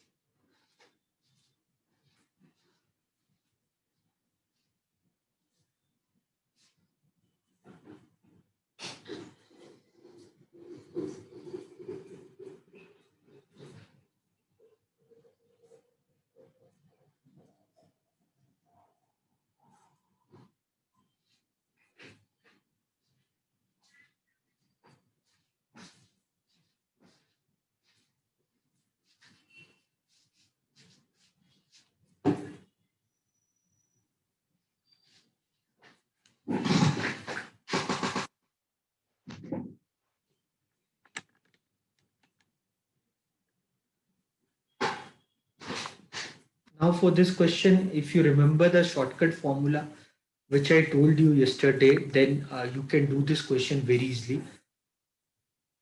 Otherwise, for a question like this, you'll waste your time.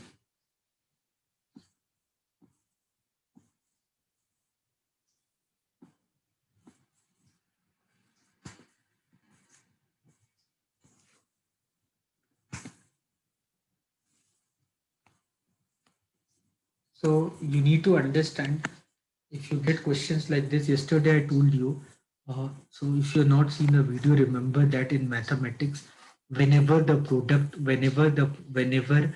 product of two variable is constant in mathematics, whenever the product of two variable is constant, so here you can see the formula what we are using is the expenditure is equal to price per unit into consumption.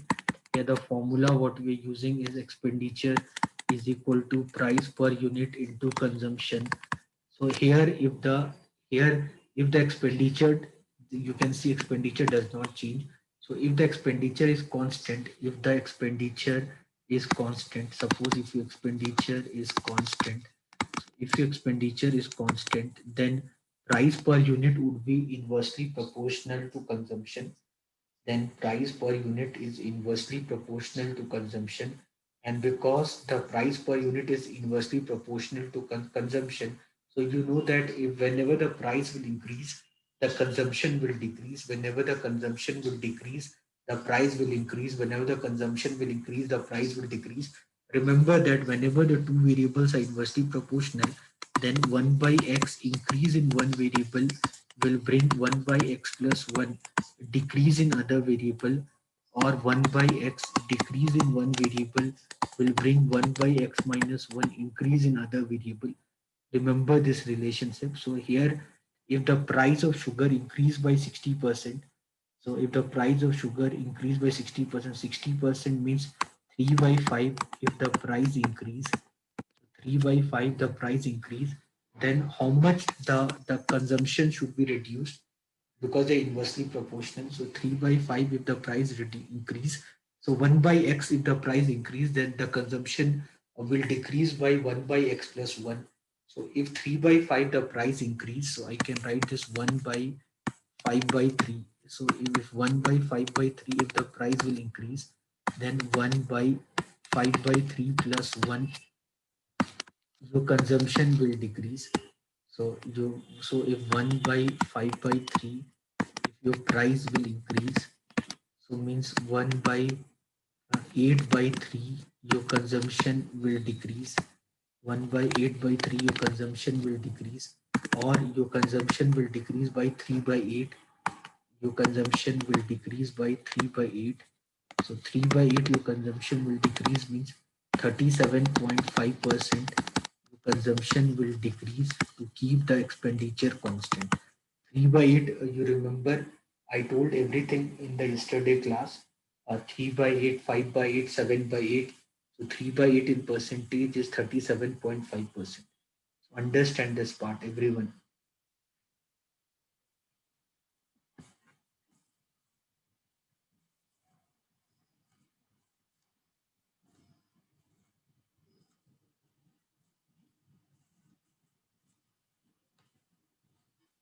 See this, the price of sugar increased by 25%.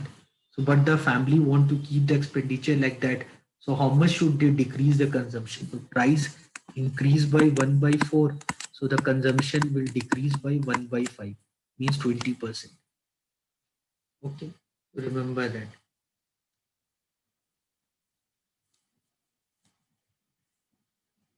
Everyone is understanding. Now, see the next part here. That is called as the concept of partnership.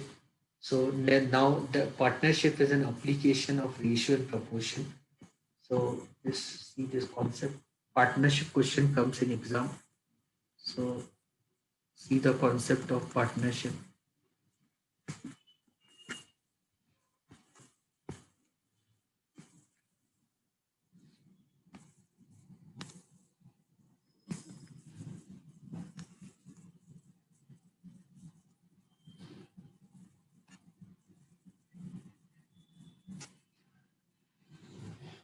Everyone read this question.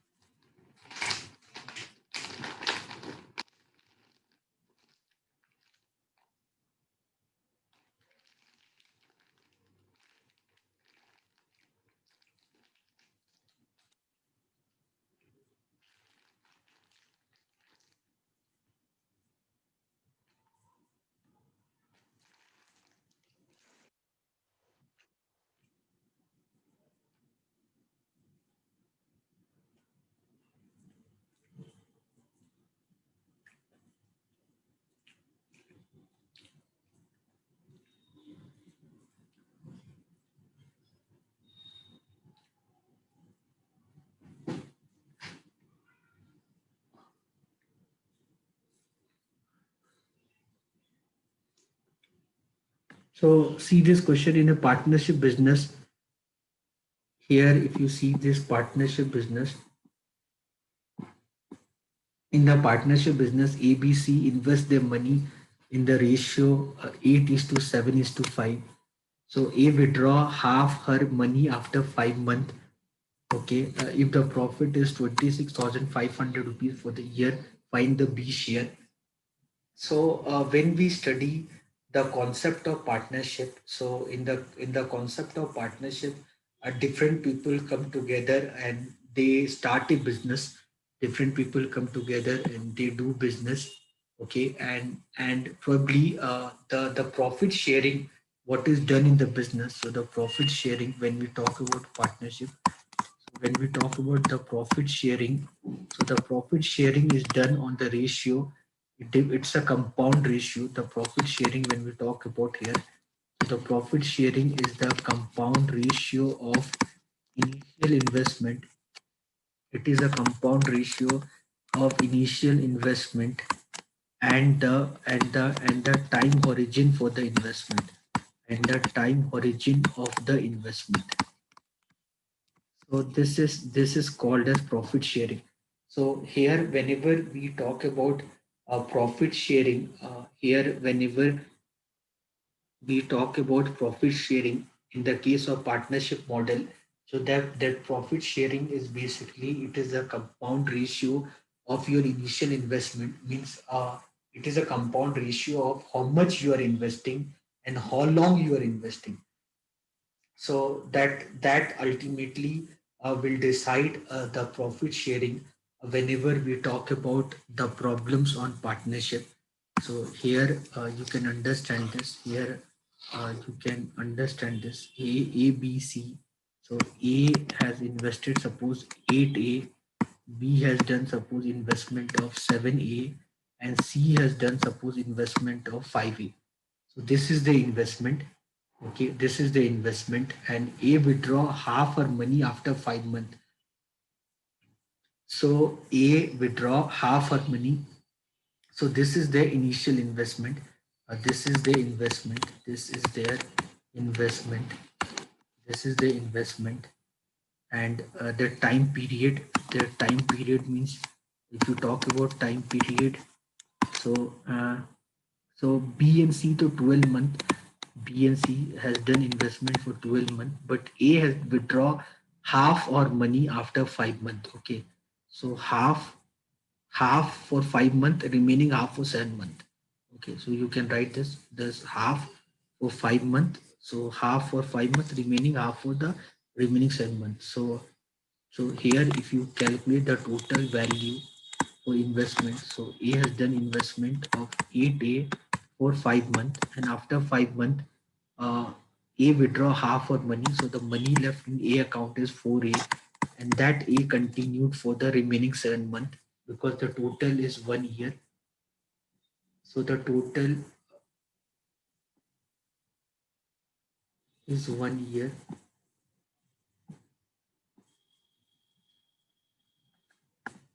Why you can't hear me? Hello, what about others? Guna, can you hear me? Sushmita, can you hear me?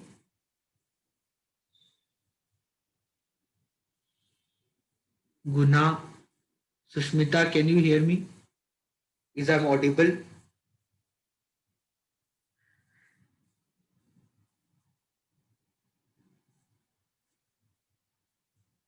Hello, others, can you hear me?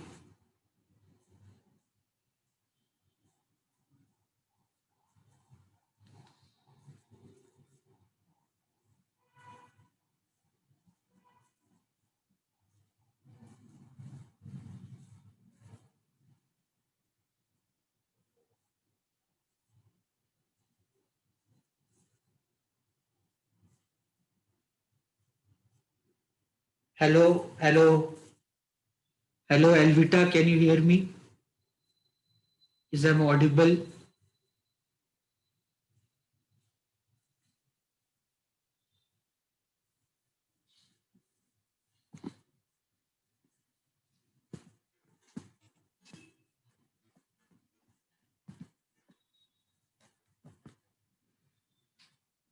Hello, Guna, Sushmita, can you hear me?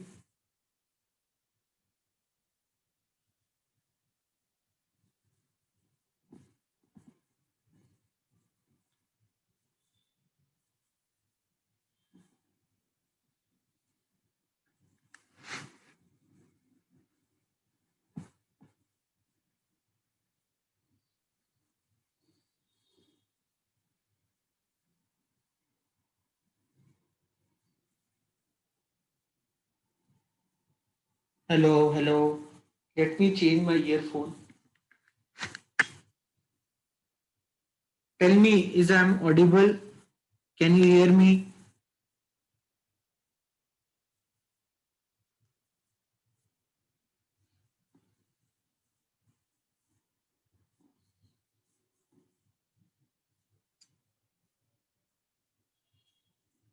Hello, hello.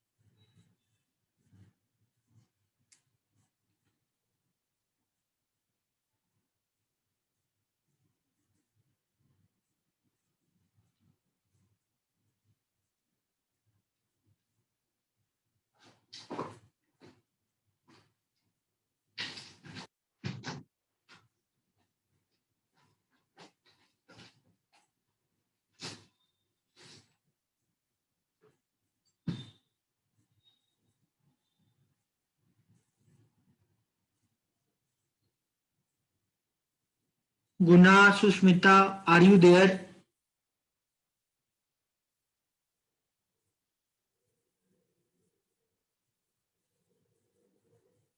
Puneet, are you there? Can you hear me?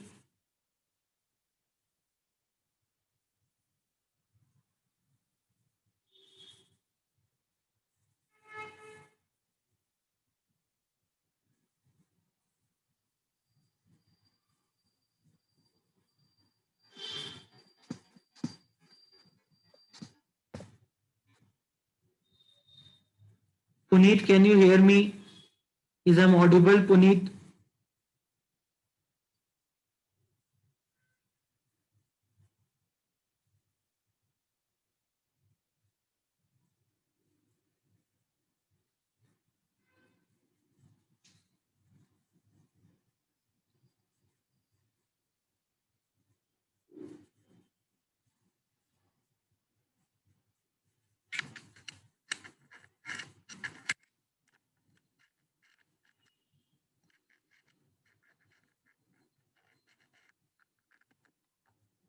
Now, Puneet, now also you can hear me.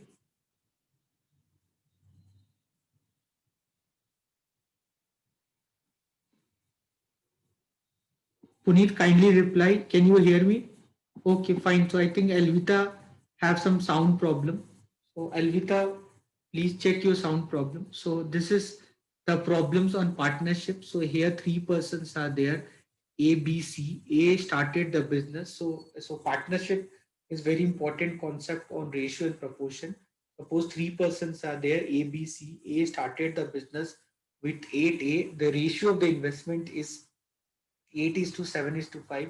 So suppose A started the business with 8A, B started the business with 7B, and C with 5B.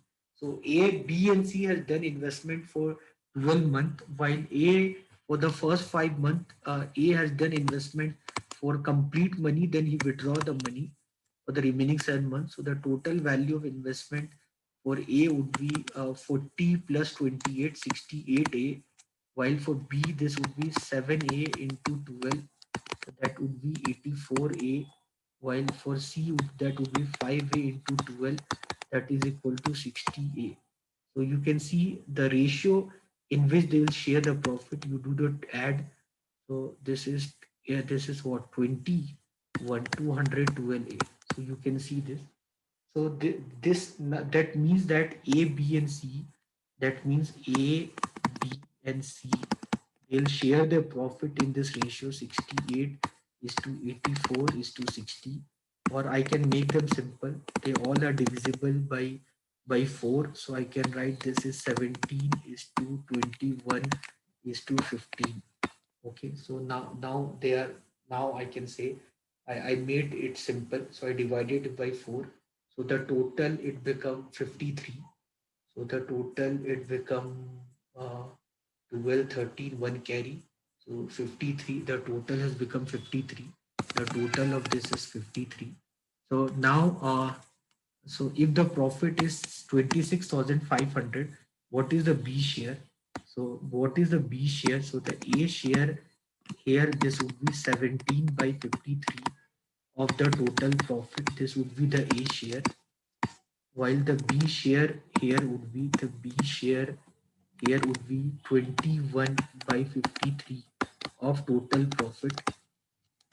So the B share would be 21 of 53 of total profit. So if you see the total profit is 26,500. Total profit is total profit is 26,500. 53 twos is 265. 53 fives is 265. So 53 fives is 265. So what is the B share? B share would be 10500, 10,500 rupees. This would be share. So if B share, if you want to measure, so the B share here would be, here the B share would be 10,500. So understand this logic. So partnership problem we do like this way only. Partnership, whenever you get the problem on partnership, you solve it like that way. So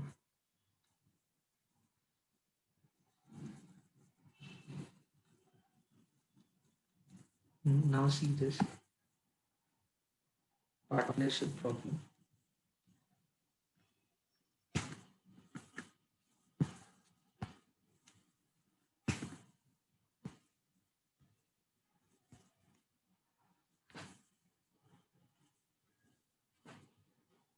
Now see this here.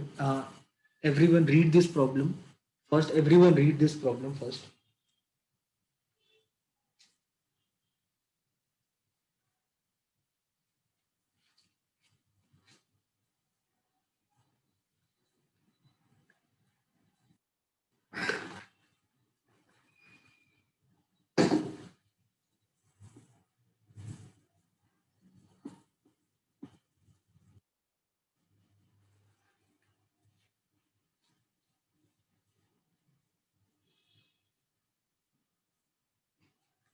Now see this problem. A, B, C, they enter into the partnership by investing 3600, and B is 4400, C is 2800.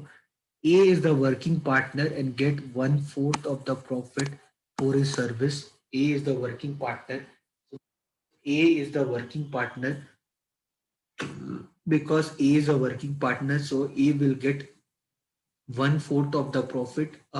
Initially, whatever the profit the company will get, 1/4 of the profit A will take, because A is the working partner, and the remaining profit is divided among ABC in the ratio of their investment. Okay, so understand what this problem is all about. See, so partnership, when I told you partnership, I told you in partnership, when we talk about the profit sharing, in partnership, I told you whenever we talk about profit sharing in partnership, that depends upon, it depends on factor that how much you are investing. That depends on the factor called how much you are investing. It depends on the factor called how much you are investing. It depends on the factor that how long you are investing. It depends on the factor called how long you are investing. It depends on the factor called how much you are investing. It depends on the factor called how long you are investing. Okay, it depends on the factor called how long you are doing investment. Okay, so and then it depends on the factor that how much you are involved into the business, how much you are involved in the business, how much you are involved in the business. So depends on the three factor. So I told you the two factors initially. I told you the two factor initially. One was the initial investment, how much money you are putting into the business and how long you're putting that money into the business. And third thing is your nature of involvement. So many people when they do business as a sleeping partner. So they invest their money and then at the end of the day they want the profit. They want the profit. In between they never involve into the business, what is happening into the business and all. They are least bothered about that. What they want, they just want profit. Like when you do stock market investment, when you do investment in the stock market, you buy the shares of the company. So you are actually the sleeping partner. You are not someone who's actively involved in the business of the company. Like tomorrow if I buy the share of Infosys, so I would be least bothered about what is happening inside the Infosys management, what kind of business deal Infosys is doing with the rest of the world, how much revenue Infosys is getting, all that. What I want that my share price, whatever the share I bought, I want it price to increase. If its share price increase, I will be happy. Okay, so there you are like a sleeping partner. So here also, here three persons are there. A, B, C. A is the working partner. So according to this problem, A is the working partner. So because A is the working partner, so what A will do, whatever the total profit the company is getting, whatever is the total profit company is getting, one fourth of the profit A will take initially. A will take initially. One fourth of the profit A will take initially. Okay. So then remaining profit, how much the profit remain? So the remaining, because A is the working partner, A is the someone who is doing a working hard day and night. So A is the working partner. So A will take one fourth of the profit initially only, and the remaining profit which left, that is 3 by 4th of the A, and this profit will be divided among A, B, and C. This profit will be divided among A, B, and C based upon the two parameter. One is their investment, based upon the investment and based upon their time period of doing the investment. Okay, so that is the thing what you need to understand here.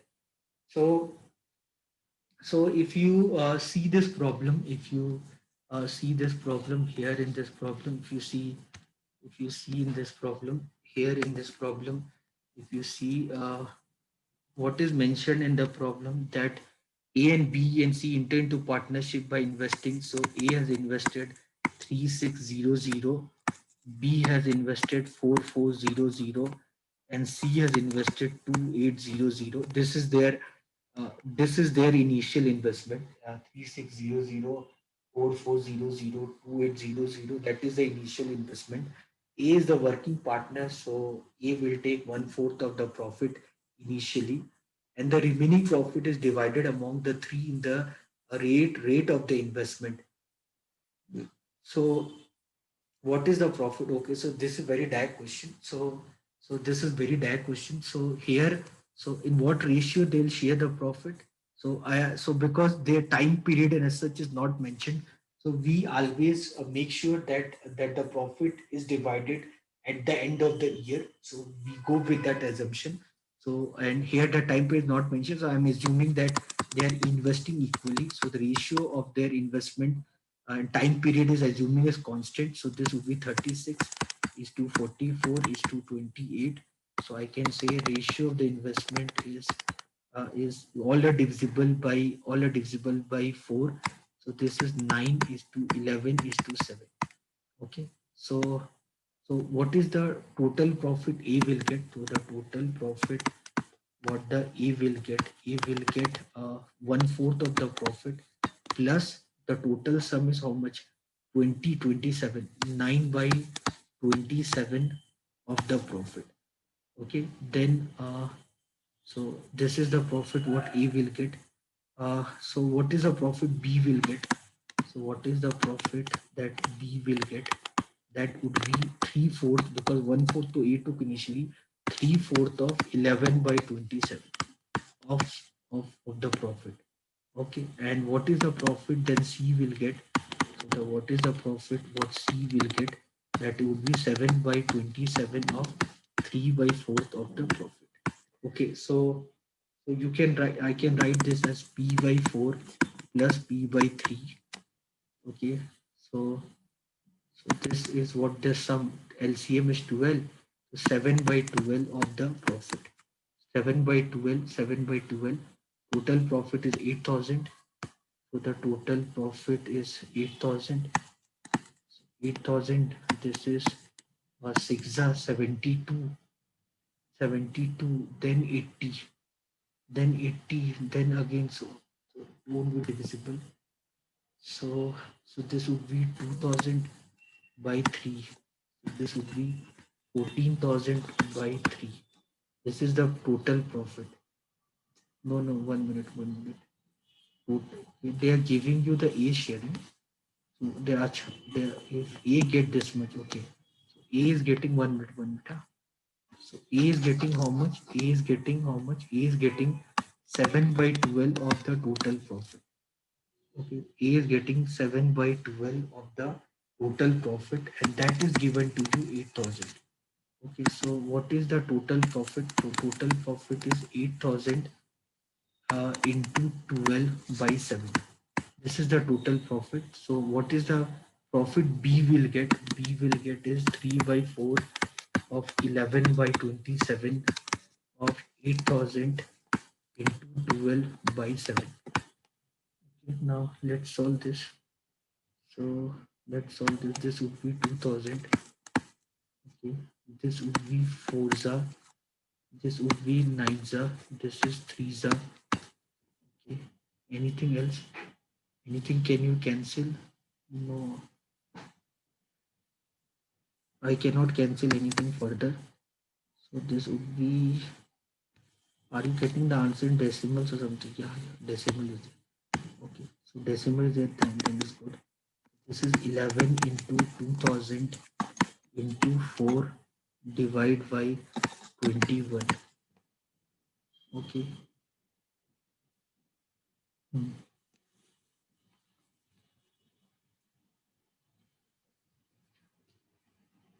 Hmm.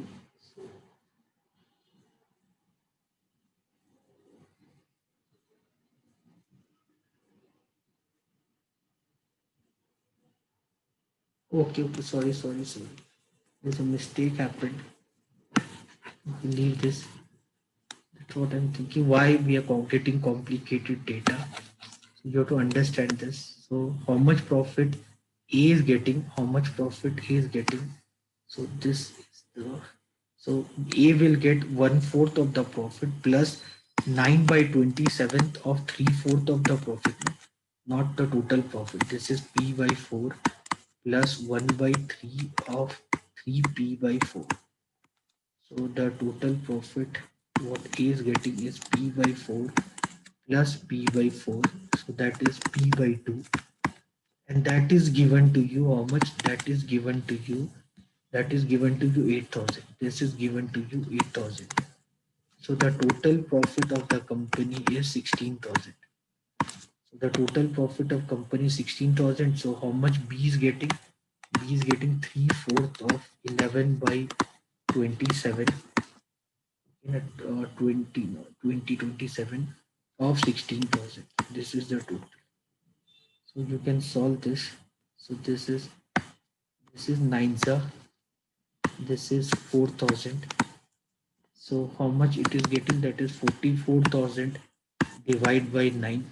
So 44,000 divided by 9 means 9 fours are 36. Then how much you will get? 80. 80 means 8 are 4,888.88. So this is the way how we will do this problem. Okay, I hope you understood this.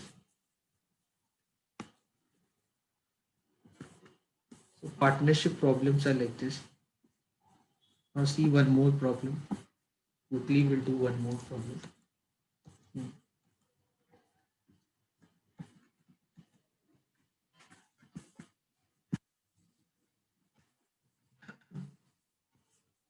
Now you can see here PQR enter into the partnership with capital in the ratio this much.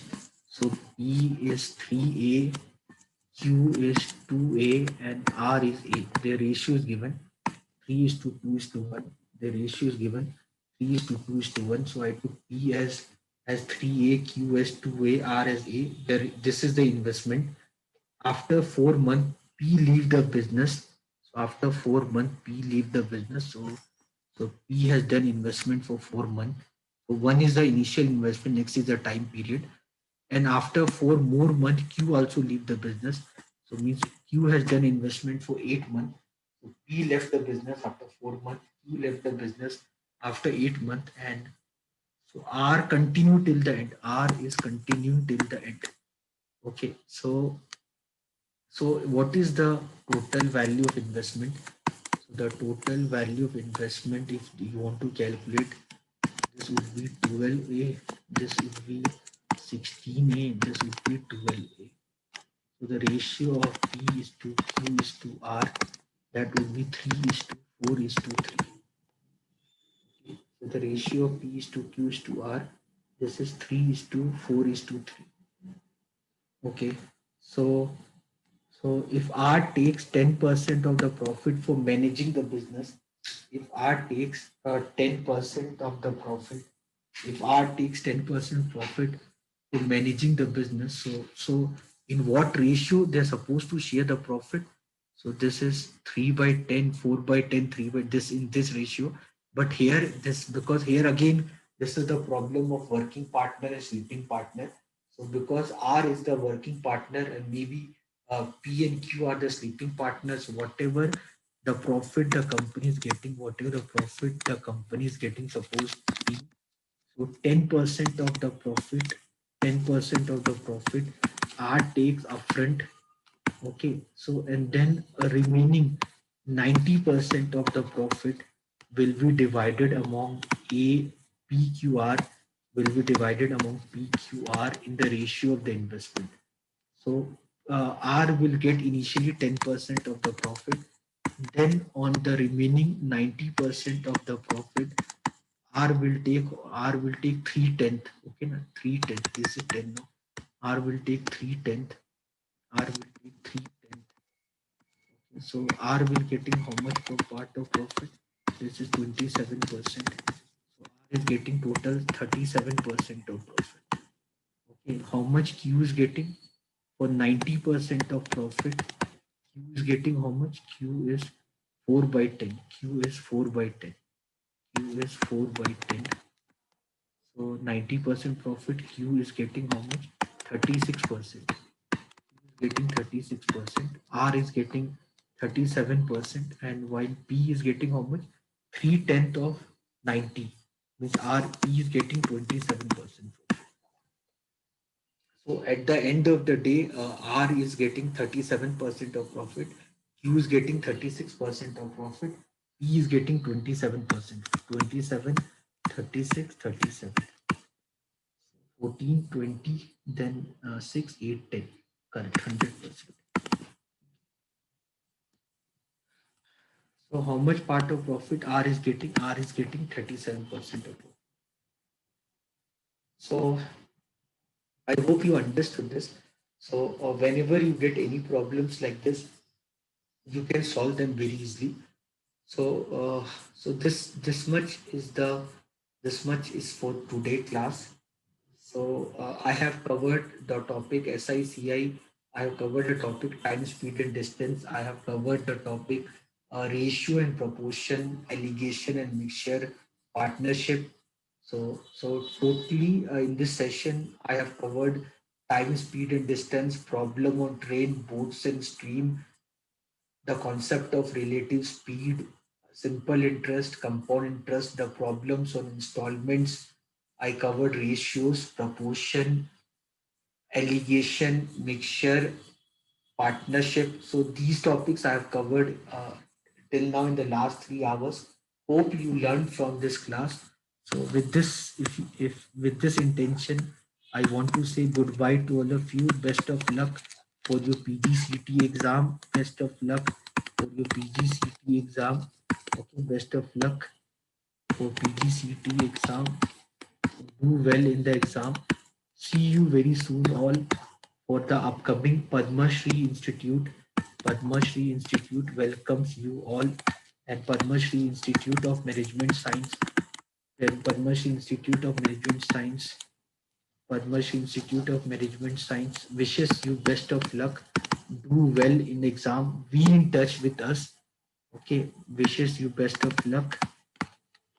Do very good in exam, and be in touch with Punita madam or Dr. Reddy sir for any kind of support or any kind of help you need in future. We are always there to help with you.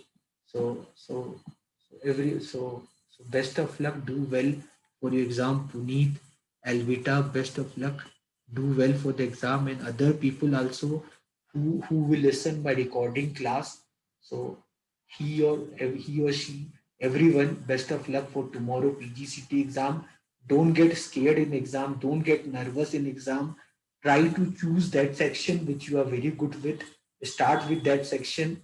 Okay, if you're good with English, start with English. Keep a time period. Keep an eye on the clock. So don't try to drag too much on any question, because all question carries the equal marks. So by solving any difficult question, you will not get any Nobel Prize. Make sure that you give equal time to all the questions. Try to see maximum question when you open the question paper. First, see the total question paper number, printing, and other things. See that part. Make sure you enter the data correctly, serial number, booklet number, all that. Make sure you enter those data correctly. Spend time reading the question paper. Don't simply, once you get the question paper, don't simply start solving the question paper. First understand the level of the question paper, then develop a mental mapping, prepare mentally how you can want to prepare, develop a strategy in your mind, and then you start solving the problem. Simply don't solve the problem like that way. Okay, guys. So best of luck from Padma Shri team to all of you. God bless you. Take care, everyone. See you, everyone, very soon. Take care. Sabba khair. God bless you. Bye.